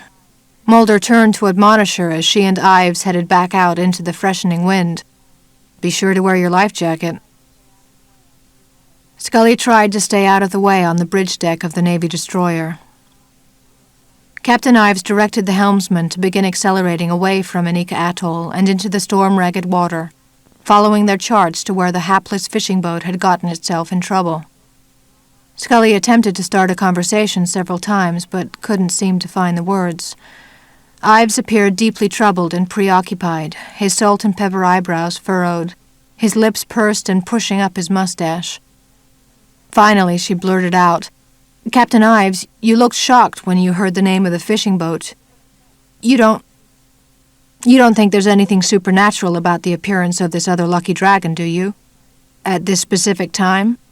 Ives smiled faintly. Supernatural? No. It's just a coincidence.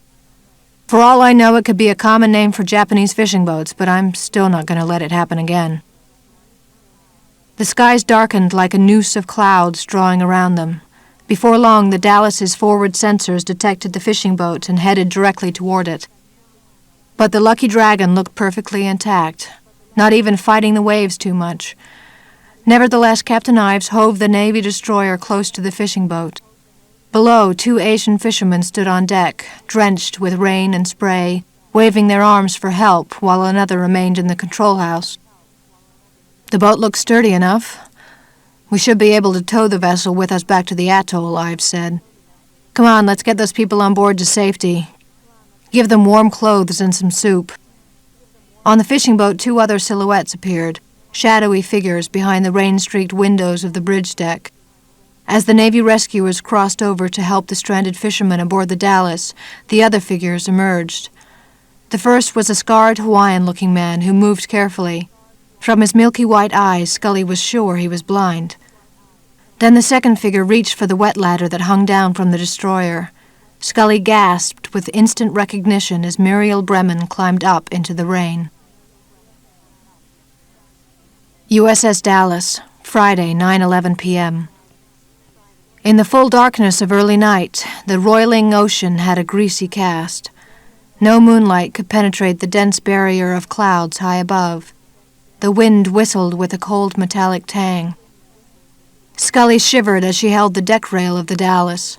She watched the recovery operations on the Lucky Dragon as seamen swarmed aboard the rescued fishing boat. A team of strong young sailors, wet with spray and perspiration, assisted the 3 fishermen, the scarred blind man and Muriel Bremen, as they climbed to relative safety aboard the destroyer. Captain Ives stared in stunned amazement at the blind passenger, unable to tear his gaze from the blistered scars on the man's face. The blank look in his dead eye sockets as the refugee worked his way up the rattling ladder. He reached the deck, seemingly impervious to the gathering hurricane-force winds. The blind man slowly turned and faced Ives, exactly as if he knew the captain was staring at him. A faint smile rippled across his scarred face. Scully watched the silent encounter, curious, but then turned her attention to Muriel Bremen as the protester came aboard the Dallas. For some odd reason, Scully felt betrayed, felt that Muriel had led her along. Scully's stomach tightened with a sinking feeling as she wondered just what the other woman might have been up to. Muriel hadn't noticed her yet, and Scully spoke sharply into the sound of the wind and waves. You don't expect us to believe this is a complete coincidence, do you, Muriel? Surprised, Muriel Bremen turned toward the voice. Then her long-chinned face compressed with sour anger. So, Agent Scully, it looks like you knew more about Bright Anvil all along. What a sucker I am. You were playing me for a patsy, seeing how much I would tell you. I should have known better than to believe an FBI agent. Captain Ives stood next to Scully, looking at Muriel's bedraggled form. You know this person? Yes, Captain. She's a radical anti-nuclear protester from Berkeley. Ives gestured for several of the sailors to come over. Take them all below to one of the empty staterooms each. Get their names and make sure they're comfortable, but don't let them cause any trouble. Things might not be exactly what they seem. He turned sideways to glance at the blind stranger again. The other man stood rigid, with that faint, content smile on his scarred face. We'll contact Mr. Dooley and ask his opinion on the subject. One of the sailors called up from the deck of the Lucky Dragon. Captain Ives, sir? I think you should come down here. We found some interesting items on board that you may wish to inspect. I'd like to go with you, Captain, Scully said. They lowered themselves over the side and climbed down the slick metal ladder to the deck of the fishing boat lashed to the Dallas.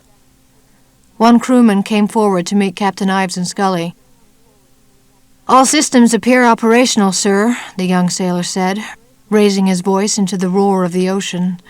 No damage that I can see, nothing that should have caused them to send out such an urgent distress call. The ship wasn't in any trouble. Maybe they were just spooked by the storm, Ives said. Scully shook her head quickly. I don't believe they were in any distress at all, she said. They wanted us to go out and pick them up. It was the only way they could be certain of getting to the Bright Anvil test site. Captain Ives worked his jaw but said nothing. Another sailor popped his head out from below decks. Very unusual hull construction, sir, he said. I've never seen a small craft designed like this. She's practically armored. I'll bet there's never been a stronger ship this size built. Ives shook his head. Look at this equipment, the nets, all brand new. Those nets have never even been dropped in the water. It's all props, just for show. I think you're right, Agent Scully. Something goes deeper here. Another sailor emerged from the rear cargo compartment. No fish down here, sir. No cargo at all. Just a few supplies and one storage barrel. Storage barrel? Ives said. What's in it? I thought you might want to take the top off yourself, sir, just in case it turns out to be something important. Ives took a screwdriver from the sailor and popped the lid off. He froze. Nothing, he said. Just powdery dirt, black ash of some kind. Scully carefully reached in and touched the ash, bringing out a pinch between her fingertips. She smeared it around, feeling the greasy and grainy texture. It seemed identical to the residue in the small vial found in Nancy Scheck's pool. No, it's not from an incinerator, she said. But I think this provides direct, clear-cut evidence that Muriel Bremen is more involved than she claims to be in the murders of Bright Anvil personnel. Anika Atoll, Saturday, 2:20 a.m. Later, when Scully returned to her own cabin for a brief rest, Captain Ives appeared at her door. Wonders never cease, he said, bracing himself against the door frame as the ship rocked. I finally gotten through to Bear Dooley on the atoll. I couldn't tell whether he was outraged or just hopping excited to learn that Muriel Bremen and her friends had come out here. So what did he ask us to do? Ives shook his head in disbelief. He wants us to escort them all to the blockhouse so they can be present during the test. Scully shook her head. They do enjoy playing their games, don't they? All right, how are we getting over there? I'm staying here on the Dallas, the captain answered.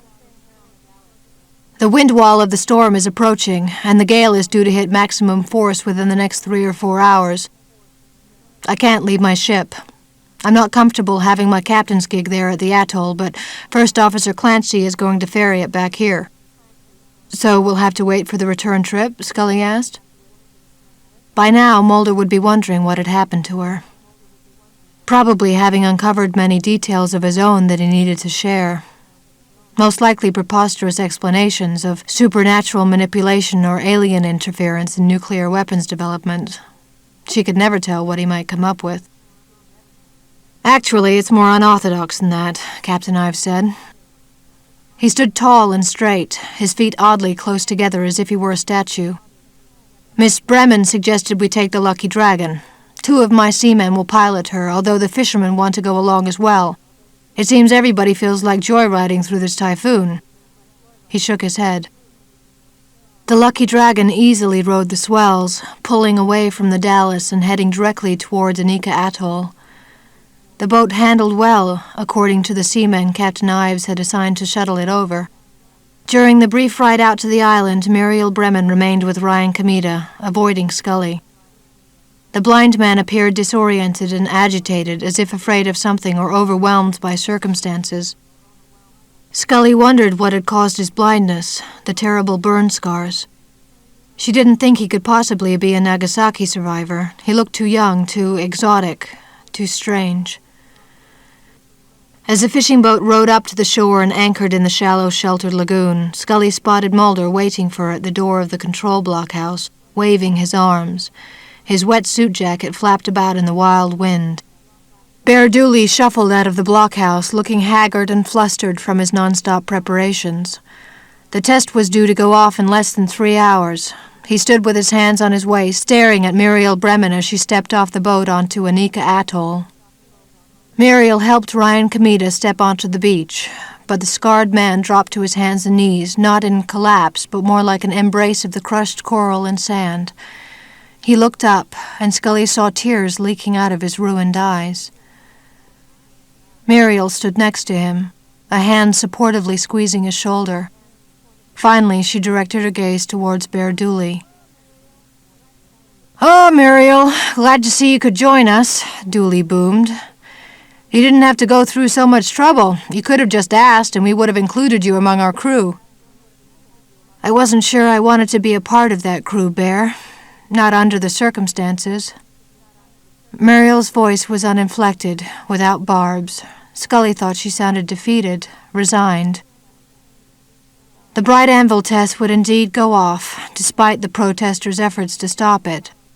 Scully wondered just how far she had intended to go. From below decks on the Lucky Dragon, the three fishermen scrambled up, hauling the half-full barrel of ash uneasily between them. They nervously carried the metal barrel ashore. Dooley gestured toward them. "You're not taking that inside my blockhouse," he said. Ryan Comida lifted his head and turned a tear-streaked, burned face towards Muriel and then Bear Dooley. "Let them leave it where it is." Relieved, the fishermen hurried into the shelter of the blockhouse, ducking from the onslaught of slicing rain. "Muriel, why don't you come inside and I'll show you around our lush quarters," Dooley said. "I'm sure you'll remember some of the things." "Trying to rub my face in it, Bear?" she asked. He blinked his small eyes. "No, I don't think so," he said.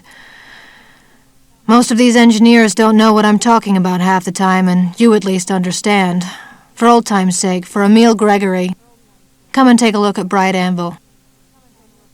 Reluctantly, she tapped Comida's shoulder, trying to get him to come along. Mulder looked at Scully, but she watched the blind man shake his head. "Let me stay out here for a while longer," Ryan Comida said. "I will be fine."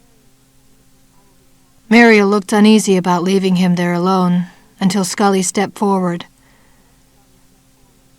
"We'll stay with him for a few minutes, Muriel." Muriel nodded before following Bear Dooley and the seamen inside the control blockhouse. On the beach, Comida dug his scarred fingers into the sand, smelling the coral and the water and the spray. He tilted his head up to the greenish-black hurricane clouds. He breathed through his mouth and closed his blind eyes as he sat back, clenching his fists and gritting his teeth. The blind man turned a scarred face, fixing his unseeing gaze to a point directly between Mulder and Scully. "You hope to find answers," he said.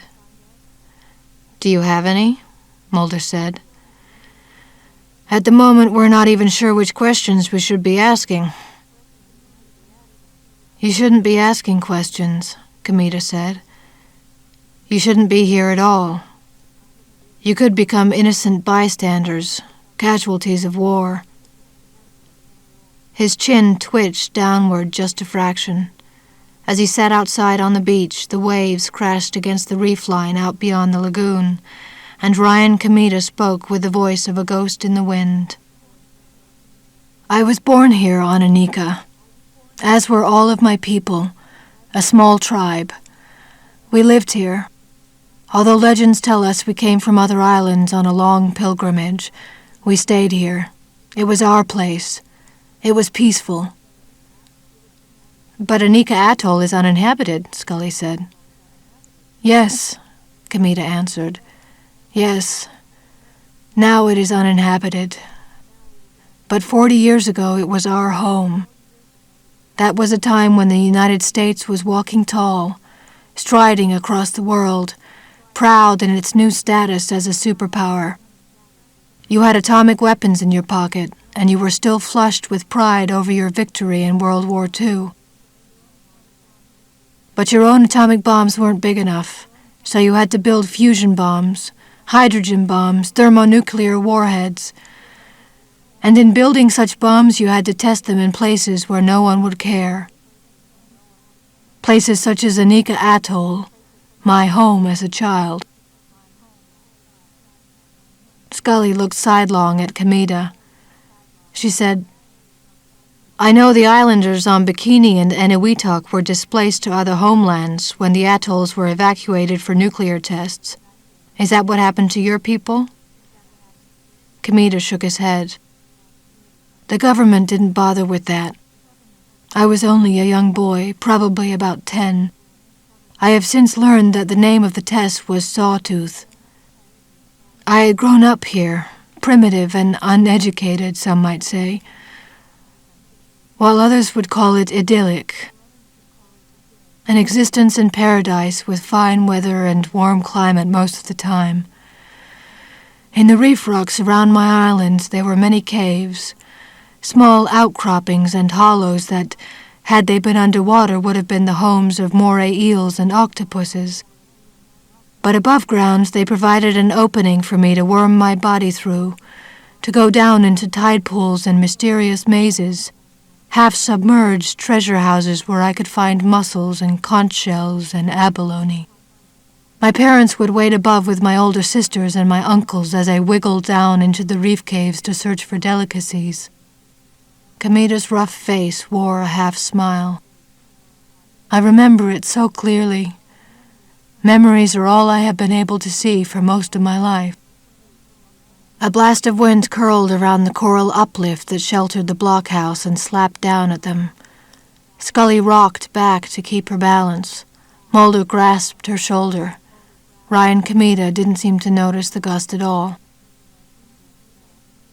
We knew the strange Navy ships had been cruising around our islands, long metal monstrosities bristling with spines.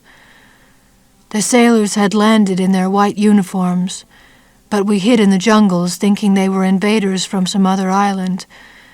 If they were trying to locate and evacuate the inhabitants of Anika, they did not search very hard. We were afraid of them, but also curious. We didn't know why they had placed strange machines on our island, unusual structures, amazing blinking substations and other devices. It was magic to us. Evil magic.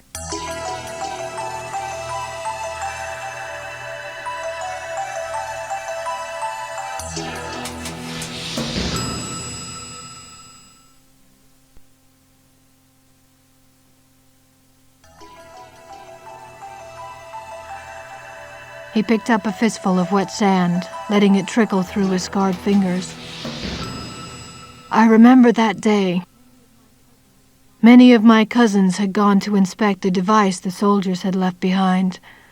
Others watched the battleships pull away. But I had my day's work to do.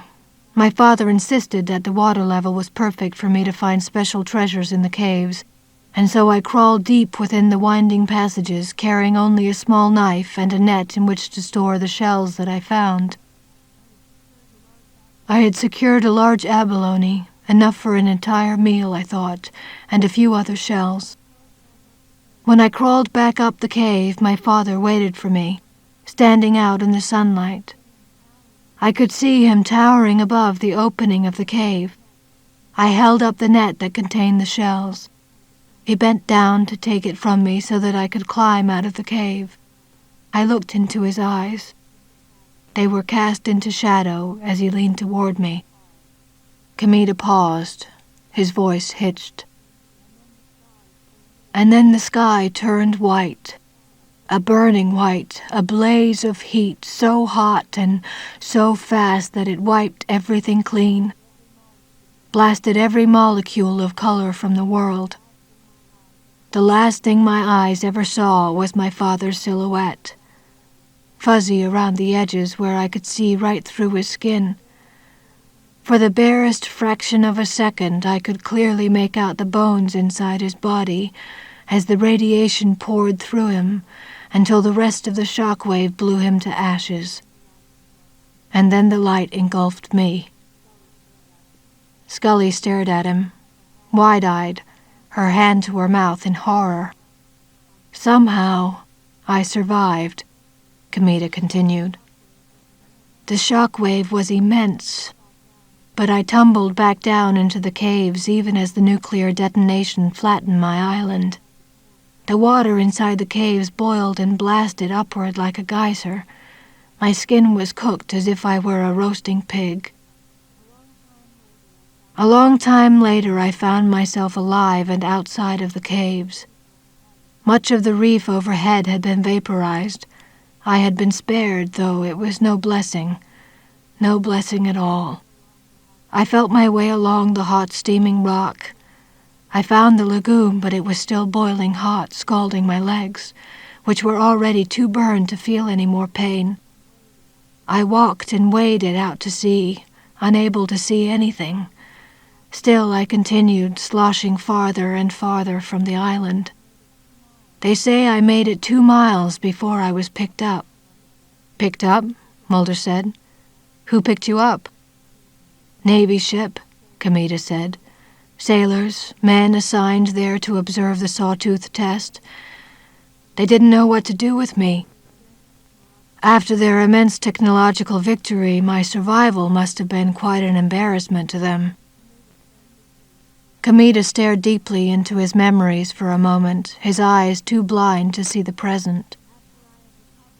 After I had recovered, they placed me in the care of an orphanage in Honolulu. They changed all the records, and I survived. Oh yes, I survived, and in later years I made a name for myself. I became lucky. I was talented in business. I have become a wealthy man over the past 40 years. You'll find no record of the sawtooth nuclear test, or of my people now annihilated, or even of me, the lone survivor of a test the government would prefer to forget. But if there's no record and you were such a young boy, Scully said, how did you get all of this information? How can you remember and be sure of the details? Kamita gave her a blind gaze that so unnerved her she looked away in embarrassment. His hollow voice sent a shudder down her spine. Because I've been reminded time and again. The spirits of my people, they come and speak to me. They tell me not to forget them or my own past. Scully sighed and looked at Mulder, but he ignored her. In other words, your people were annihilated in this secret atomic bomb test, and because you're the only survivor, you can speak to their spirits? Scully stood up, ready to leave the man to his delusions. Mulder, we should get inside the shelter. Think of it, my friend, Kamita said to Mulder. The blind man seemed to know intuitively who was most likely to swallow his story. For 4 decades they have been gathering energy. Their screams have finally reached a peak to deafen those who brought this upon them and those who would do it again. Scully caught the meaning of his words. Do you mean to say that these ghosts have been killing nuclear weapons researchers and other people who had a connection to the atomic bomb? Agent Scully, Kamita said, I will confess that I bear the responsibility for the death of Emil Gregory. I had hoped that removing him would bring this test to a halt, but I was wrong. It was too simplistic. I was also responsible for the death of a Department of Energy executive, a woman behind the funding for the Bright Anvil project. Without her support, this test could not have taken place. But I have waited too long. I have held the ghosts in check for too many months, too many years, and now they're growing restless, striking even those I have not designated, those they believe are in some way a threat to our island. Their attention expands. They grow very restless, but in a few hours they will fulfill their destiny and protect this island again. The storm continued to grow into a persistent roar. Scully touched Kamita's elbow, raising him to his feet. It's not safe to be out here. We need to get inside, all of us. Safe? Kamita laughed. Safety is a luxury none of us can afford now. I'm telling you this, Agent Mulder, just so you have the answers. You are a curious man, but none of us will get out of this alive. He cocked his head to stare up into the storm as if calling to something. He spoke in a mystical whisper. At last the wave of fire will reach the shore of death. Inika Atoll, Saturday, 4:15 a.m. As the howling darkness engulfed the island, Scully and the others huddled in the blockhouse. Bear Dooley paced the control chamber and triple-checked every diagnostic system on the equipment racks, then went through the entire routine again. He flashed repeated suspicious glances at Ryan Kamita and the 3 Japanese fishermen, who were seated at a table that had been cleared of all papers and reports. "Don't touch anything," he said. "Just stay there and keep your hands to yourselves." Dooley studied the big round dial of the watch strapped to his wrist. "It's 4:15, he announced. "Only 1 hour to go." "Muriel, I'd really like you to be a part of the team again at long last," he said. "Without Emil, this whole project nearly fizzled. When we lost you, we lost our greatest contender. I've been doing my damnedest to keep everything working and running on schedule, but that's not what I'm good at. I'm no match for you, but I'm not going to walk away from my responsibilities. I'm going to see that Bright Anvil goes off as planned, because that's my job." "I'm disappointed in you, Bear," Muriel said. His face fell as if that were the worst thing she could have said to him. She remained standing, formal and rigid, 1 step away from the instrument racks. "I know you want to test this new weapon system in a real-use situation, but I wish you'd let it bother you just what that real use may end up being once Bright Anvil is weaponized.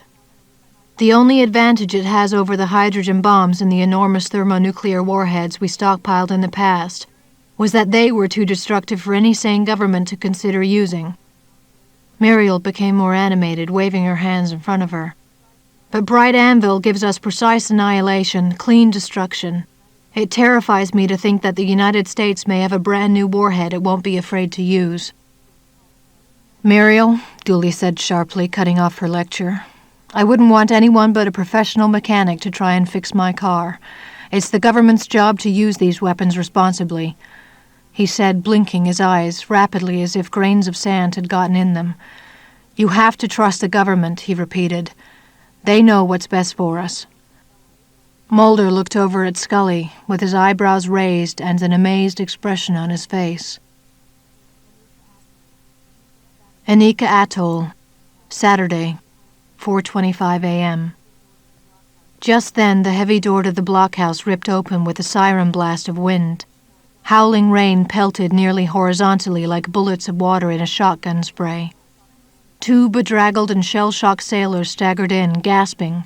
They worked together to swing the door shut, bolting it into its jamb. They were sopping wet, their uniforms yanked and disarrayed by the violence of the typhoon. "Okay, everybody's inside. Generators functioning properly," said one sailor. "It's sheltered from the rain and the wind, and it should hold up even if the typhoon gets worse. The center of the wind wall is approaching." Dooley nodded, speaking gruffly. "It better keep functioning. That power source is running all our diagnostics. If that fails, this whole test will be a bust even if Bright Anvil does go off as planned." Dooley strutted around like a tiger in a cage. He glanced at the chronometer. 43 more minutes, he said. While the technicians remained intent on their stations, Mulder watched the scarred blind man who had told them such a fantastic story only hours earlier. After adding Ryan Kamita's tale to the details of the mystery as he saw it, Mulder began formulating a hypothesis that fit all the information. It began to make complete, if fantastic, sense to him. He pondered how best to broach the subject with his partner. "I've been thinking, Scully. If what Mr. Kamita says is true, then we could be dealing with some sort of psychic shockwave. Just imagine the entire population of islanders here, all together, unsuspecting, living out their normal lives, and then suddenly and unexpectedly catapulted across the brink of death by one of the most powerful instantaneous blasts ever recorded. Isn't it possible that such a blast could have acted as some sort of a boost to a higher level of existence? Mulder, if the energy of an atomic blast can somehow turn its victims into..." She searched for words, then shrugged. "Into a vengeful collection of radioactive ghosts with superpowers, then how come there aren't 100,000 phantom juggernauts running around after the Hiroshima and Nagasaki blasts? The Fat Man and Little Boy warheads produced just a fraction of the power unleashed in the hydrogen bombs that were detonated out here on the Pacific Islands, Mulder said. Maybe the Hiroshima and Nagasaki blasts weren't quite enough to cross that threshold. Scully looked at him seriously. And you're telling me that this collection of ghosts is hunting down people originally involved in the development of nuclear weapons and the individuals in charge of the Bright Anvil test and assassinating them out of revenge? Maybe revenge, Mulder said. Or maybe they're just trying to prevent the test from continuing. Everything points towards stopping the Bright Anvil test, which could well be the start of a whole new series of above-ground blasts. What if these ghosts are trying to prevent what happened to them from ever happening again? Scully shuddered. Mulder supposed that if he had made the same proposal in the light of day in the cool shelter of the offices at FBI headquarters or any place else that seemed safe, she might have scoffed at his reasoning. But here, in the darkest hour before dawn, surrounded by the brooding hurricane force winds out on a deserted Pacific island, any sort of creepy story had a greater ring of truth. Mulder suddenly had another thought. The ashes! He spun around to see that Ryan Kamita sat placidly at the analysis table, his scarred hands folded atop the smooth formica surface. His ravaged face was directed toward them. He wore a mysterious smile, as if amused at Mulder's explanation. He looked like he had heard every word. Mulder hurried over to him. The ashes, what were those ashes all about, Mr. Kamita? The blind man nodded briefly. I think you know the answer, Agent Mulder. Those were the ashes of the victims from your island, weren't they? You're using them as signal flags or magnets to draw the attention of the ghosts. Kamita turned his face down towards his folded hands. When I grew older and accustomed to my blindness, after I had developed connections and earned plenty of money, I came back here to Anika Atoll. The spirits of my people had told me their story, told me my life, told me over and over again what had happened here until I was mad with the repetition. I had to come home for my own sanity. I spent many days here on the reefs, crawling over this abandoned atoll that had grown its own jungle back again. I was blind, but I knew where to go. I knew where to look because the voices guided me. I gathered as much of the ash as I could. It seemed a pitifully small amount, all that remained of an entire island population, but it was enough for my purposes, and theirs. When I was ready, I sent samples of the ash like a calling card to those people who needed to receive it. And you sent a vial of that ash to Nancy Scheck? Scully asked. Ryan Kamita nodded. And to Emil Gregory. The spirits didn't really need the ash. Left to themselves, they could find their own targets. But it helped, and it helped me to direct them. Mulder felt sick with horror. Nancy Scheck and the others received only a tiny vial of that ash, but you brought an entire barrel with you here to this island. It is all I have left, Kamita said. It will bring them all here. All of them. Finally.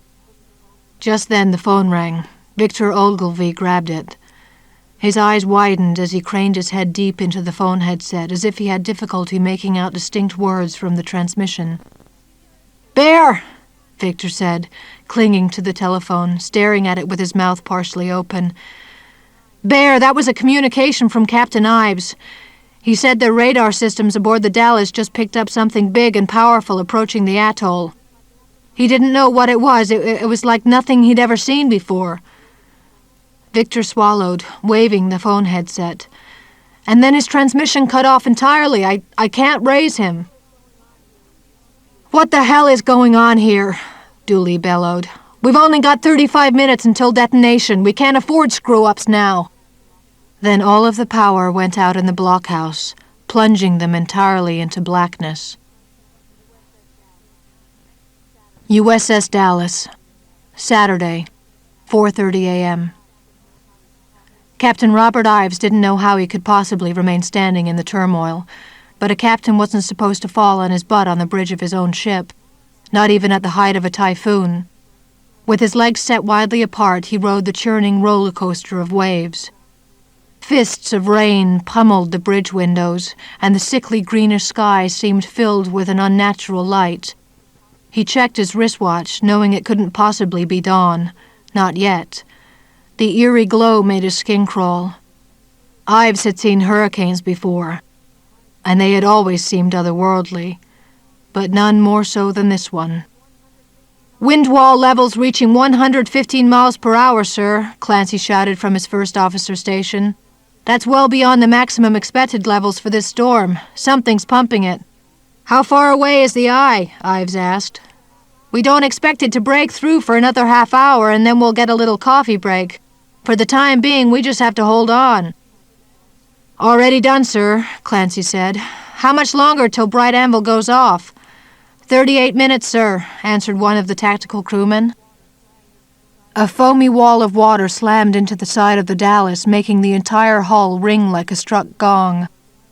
The battleship listed starboard, then slowly righted herself like a killer whale regaining its balance. Captain Ives held on, riding the motion. He was glad the Lucky Dragon was no longer tied to their hull. "Captain," the tactical officer shouted, "I'm picking up something on forward radar. My God, I can't believe it. It's so big." "What is it?" Ives said, swiveling around and nearly losing his balance. "Give me details." The tactical officer remained at his station, peering down at the flickering screen. "The thing is huge, and it has extremely high energy. It's heading this way. I don't understand these readings, sir. An electrical storm? A power surge?" "Contact the Bright Anvil team on shore," Ives said, with a deep sense of foreboding. "Let them know." He lowered his voice so that no one else heard his words. "Maybe it'll give him time to prepare."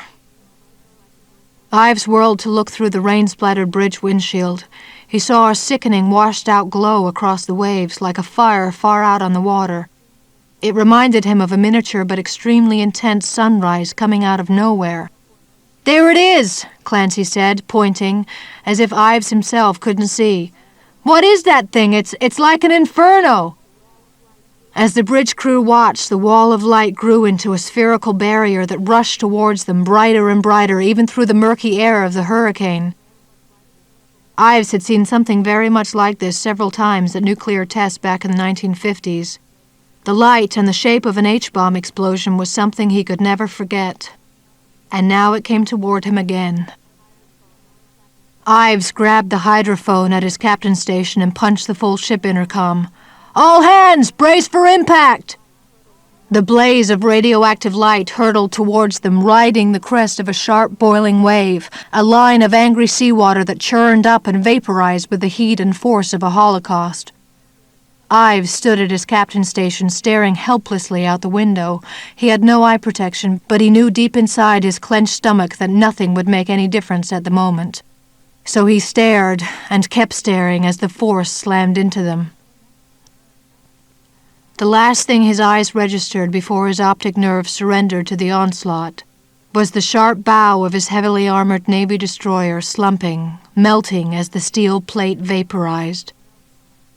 Then the wall of light and fire swallowed the Dallas whole.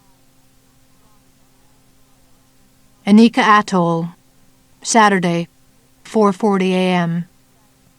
In the sudden black chaos following the power outage in the blockhouse, Mulder grabbed one of the emergency flashlights mounted on the wall.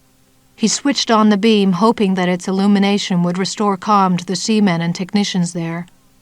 Instead, he witnessed Bear Dooley and the other Bright Anvil engineers scrambling around, blindly trying to rescue their subsystems. "Somebody get that generator restarted," Dooley roared. "We'll lose all our data if it's not up in half an hour." "But we just checked the generator," one of the bedraggled sailors said. "It was working fine." "Excuse me, Bear," Victor Ogilvy said, his thin voice quivering with anxiety. "I don't think it's just the generator. This phone is battery-powered and it had a full charge, but I can't raise the Dallas. I can't even get a whisper of static. It's dead. Everything's dead. All the control panels, all powered, not even our secondary systems." "But what could drown out everything like that?" Dooley asked. What sort of accident did this typhoon cause? No accident, Muriel Bremen said in a calm, strong voice. Bear, you know what can cause those effects. Dooley swung his head towards Muriel, his face open and trembling as uncertainty set in. I don't know what you're talking about. She looked squarely at him. Electromagnetic pulse, Muriel said. An EMP? But how? That would require a... He suddenly looked at the protester in horror. An airburst, a nuclear airburst, but what if somebody else was using this hurricane as a cover for another test? Oh my God, I can't believe it. Somebody else detonated a device. That's what Captain Ives picked up on his radar. Somebody else is stealing our show.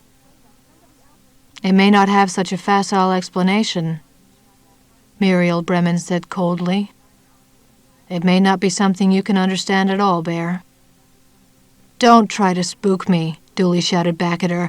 I don't have time for this right now.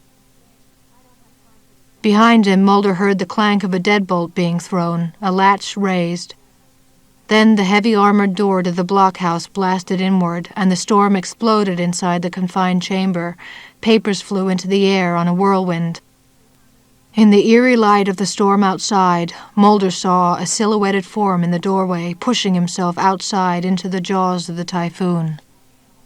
Ryan Kamita had let himself out. "It is time!" he shouted back at them. "They're coming!" Then, as if drawn by an invisible chain, the blind man plunged out into the ravening storm. "Ryan, no!" Muriel Bremen screamed. Kamita turned back towards her for just a moment before the winds and the darkness swallowed him up. "Don't just stand there," Bear Dooley squawked. "Get that damn door shut!" Muriel Bremen stared stricken at the doorway through which Kamita had just vanished. The other team members appeared nervous, but Dooley only scowled. Mulder watched as two Navy engineers wrestled with the heavy door, pressing their shoulders against it and shoving into the battering ram of wind. Silence fell like stone in the darkened control blockhouse. He was surprised to see Muriel Bremen standing rigid, holding on to one of the control racks for support.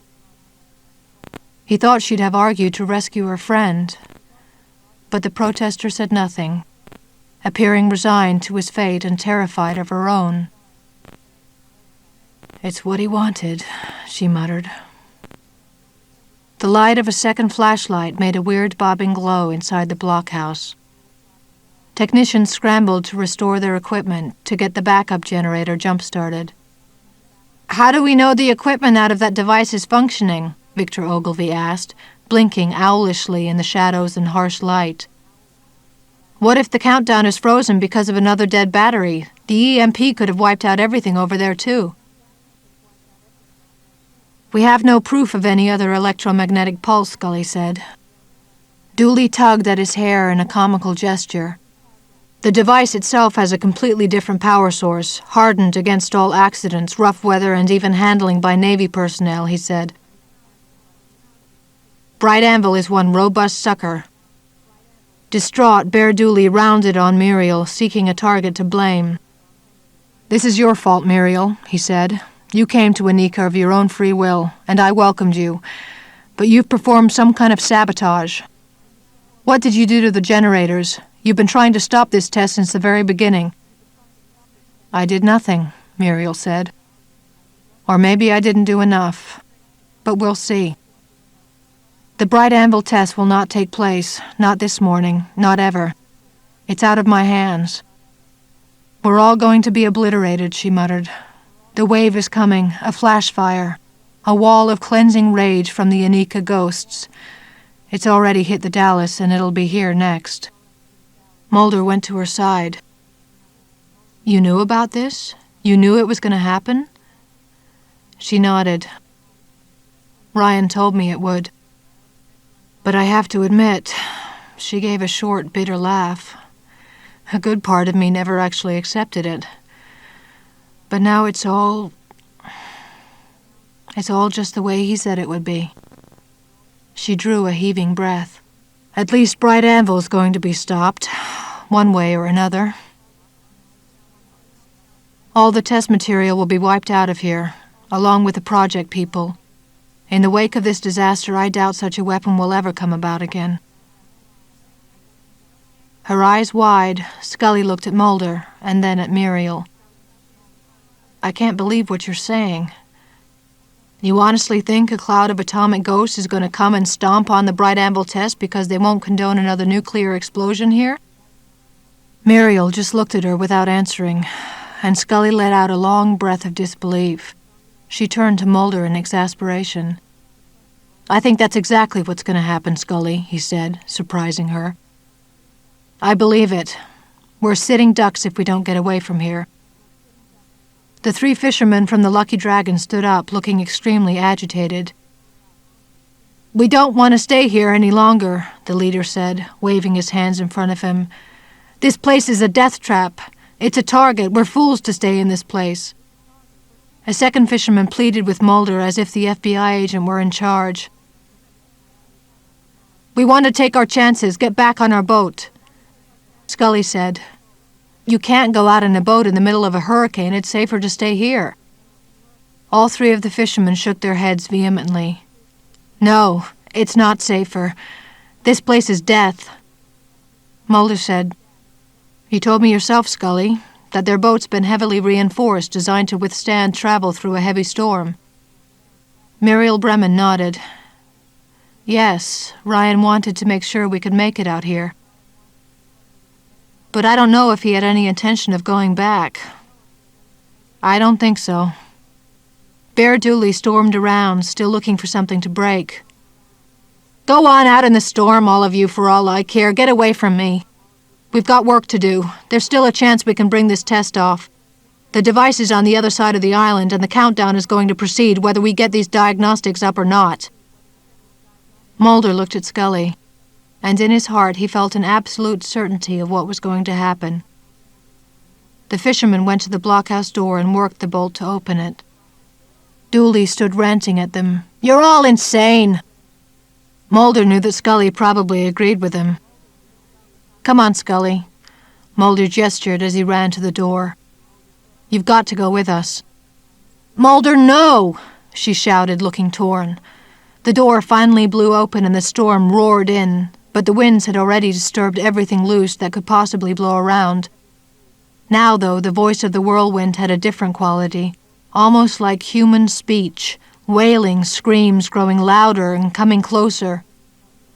With the fisherman beside him, Mulder stood at the threshold, nearly blown back by the storm's force. He looked out at the awesome clouds that hung like sledgehammers ready to pound the island. He could see that far beyond just the brooding presence of the typhoon, something terrible, truly terrible, was coming their way. Scully continued resisting, until Mulder finally dragged her close enough to the door so that she could look out. She protested again until she stared into the night and looked up at the sky. Then all her objections evaporated on her lips. Anika Atoll, Saturday, 4:54 a.m. The storm spoke to him in its power. Dreadful voices for those others, welcoming whispers for him, at last. Ryan Kamita was part of them, a member of their spectral group, yet he was the misfit, not because he was blind or scarred, but because he was alive. He staggered away from the control bunker, bumping into winds that slapped him with the force of a catapult, driving him back, but still he ran. His feet slipped on the rough rock and sand that the gale flung around him like shrapnel. Kamita stumbled, fell to his hands and knees, felt his numb fingers digging into the cold, wet beach. He wanted to let it suck him down, to draw himself into the sand, to become one with the ashes of his people, a part of the scarred atoll. "I'm here!" he shouted. They were coming. High up on the beach, Kamita tripped over the barrel left there by the fisherman. Instinctively, unerringly, he had blindly found his way to the metal drum filled with the ashes of his family and his tribe. He embraced the barrel, holding onto it as if it were an anchor, sobbing as the hurricane roared around him. The eerie whispers and screams behind the wind grew louder and louder, drowning out even the storm in the congealing mass of clouds overhead. Ryan Kamita could feel the power growing in the accusing eye of the hurricane, a static electricity, a surge of energy. Though he was blind, he somehow knew that in the clouds around the island, a searing light built to a screaming intensity, growing brighter as the countdown for Bright Anvil continued to 0. Anika Atoll, Saturday, 5:10 a.m. Facing into the storm, Mulder kept hold of Scully's arm to be sure they wouldn't lose each other.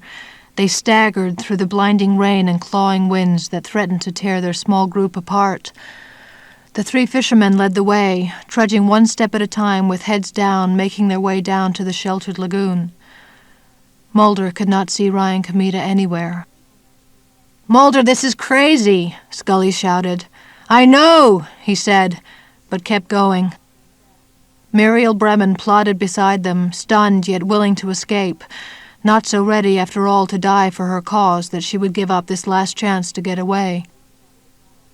"No matter what else you believe, Mulder," Scully had to yell in his ear just to be heard, "the Bright Anvil device is going to go off in a few minutes. If we don't get far enough away, we'll be caught in that shockwave." "I know, Scully, I know!" But his words were snatched away by the storm, and he didn't think she heard him. The fishermen began shouting, their calls barely discernible in the ripping gale. 2 of them waded out into the churning water of the shallow, protected cove to where the Lucky Dragon had slipped part way into deeper water. The lead fisherman swung himself aboard, grabbing handholds and climbing the wet rocking hull to reach the deck. He helped his companions get aboard, and they gestured for the others to wade out to them. They didn't have much time. They all reached the fishing boat and scrambled onto the deck of the Lucky Dragon. One fisherman ran to the deckhouse and started the engines. The fishing boat spun about with its powerful engines, churning up a waterspout of spray as it headed directly into the heart of the hurricane. Mulder stood on the deck next to Scully and Muriel Bremen, holding onto the rail for dear life and turning back to look towards the island. The clouds glowed and hissed and boiled with weird energy that made all the hairs on his arms and neck stand up. He glanced at his watch. Any moment now, and it would all be over, one way or another. The boat crashed away from the atoll, threading through the rabid whitecaps that foamed around the treacherous reefs near the surface. At the controls, the fishermen guided the vessel, swerving from side to side, searching for a safe passage. Finally, the waters opened up, deeper and bluer even in the storm's gloom. The engine roared with renewed power, and the Lucky Dragon lurched ahead. Mulder looked out to sea, but could find no trace of the huge Navy battleship. He saw only a roiling froth that may have been a secondary maelstrom caused by the hurricane itself. Or it could have been the sinking remnants of a massive shipwreck. Then, with a searing flash on the far side of the island, a small sun came up. It rose, hot and yellow, blasting back the hurricane for just a moment. "It's Bright Anvil," Scully said. "Look at it." "So the thing worked," Muriel Bremen said, loud enough to be heard, but in a voice stunned into relative quiet. The Bright Anvil blast, though, seemed to be a catalyst for that other force lurking within the hurricane clouds. With the test detonation, the eerie brightness increased 1,000-fold, dropping out of the mass of thunderheads. A smothering blanket of caustic fire engulfed the far smaller test blast and crushed it, extinguishing the new light. But the blinding supernatural fire drew on the power and became stronger, more animated. Like a living thing with a purpose, the crackling, blazing swarm of atomic victims plunged over the surface of Anika Atoll. The radioactive backwash incinerated the jungle that had regrown in 40 years and bolted the high coral mound that had shielded the control blockhouse. As the Lucky Dragon continued its race into the hurricane, the spectral blaze on the atoll reached a final pitch, and the bone-chilling screams became more distinct in the wind. Then another voice joined theirs. Mulder thought he clearly recognized the voice of Ryan Kamita. His own triumphant shout joined with those of his family and his people as they all came together in one binding, destructive force, a force whose mission had now been accomplished. The glow died away on Anika Atoll, leaving it sterile and barren, simmering with leftover heat and scoured clean of all life. The lucky dragon shot onward into the fury of the storm. FBI Headquarters, Washington, D.C., Tuesday, 1:49 p.m. Agent Scully sat at her computer terminal in her small cubicle. She was relieved to be back in Washington, D.C., for a few days at least. Going through the familiar motions, tidying up the details, usually helped her to resolve a case in her mind. To sift through the questions and line up the explanations, putting any remaining uncertainties to rest. She sifted through her notes, scanned another sheet of paper, double-checked a press release, and went back to her typing.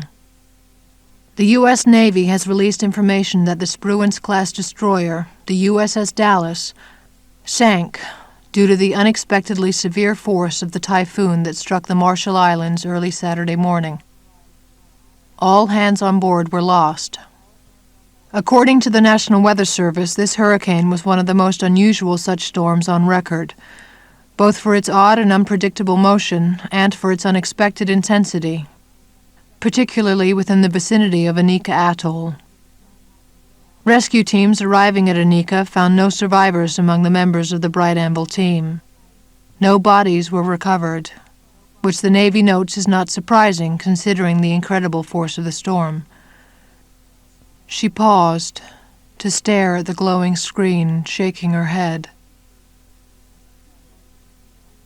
Curiously, DOE Representative Rosabeth Carrera at the Teller Research Facility released an official report that the team of scientists on Anika Atoll was conducting a hydrological survey of ocean currents around the reef. From my personal knowledge of these events, however, it is clear that the statement is blatantly false. I recommend that little credence be given to such explanations. I suspect more accurate details are available in certain classified files.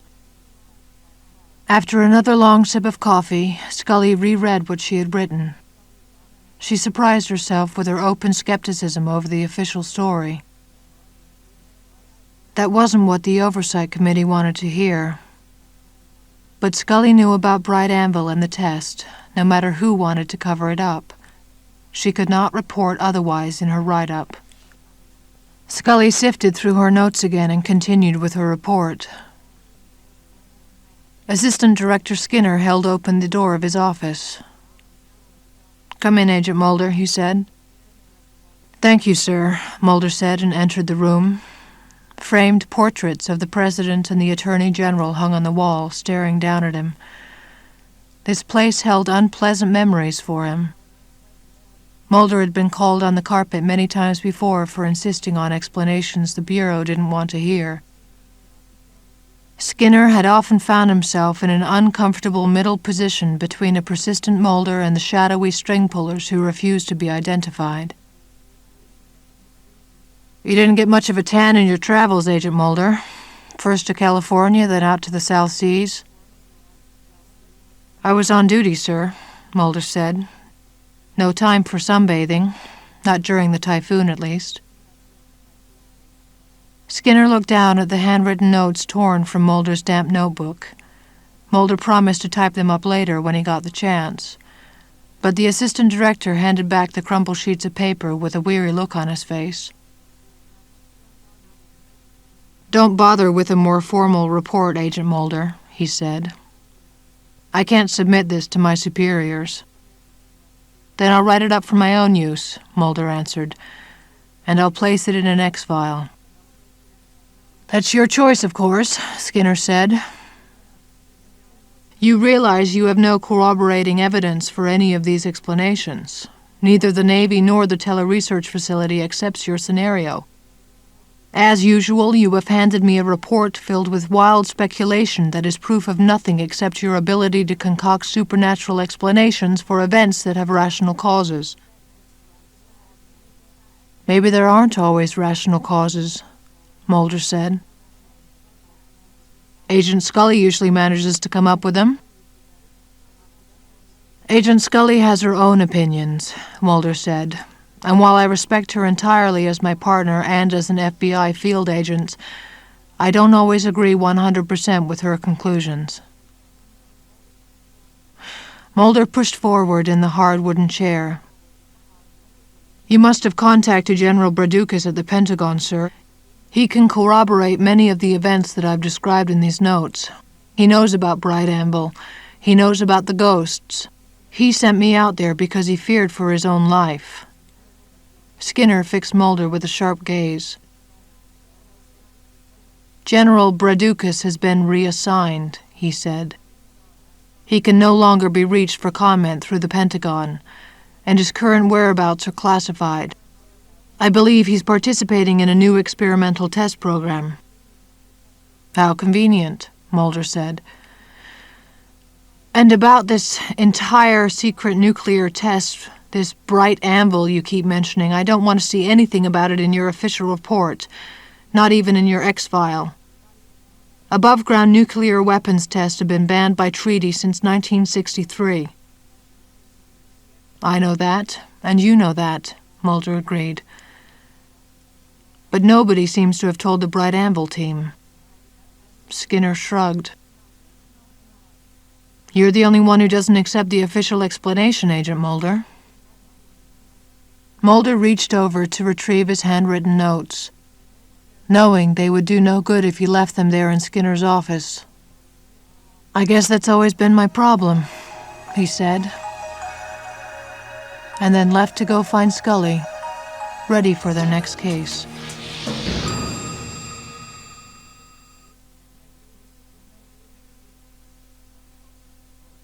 We hope you've enjoyed this program from Harper Audio.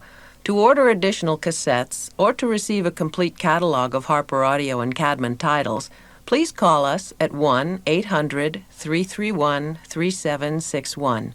That's 1-800-331-3761. Thank you.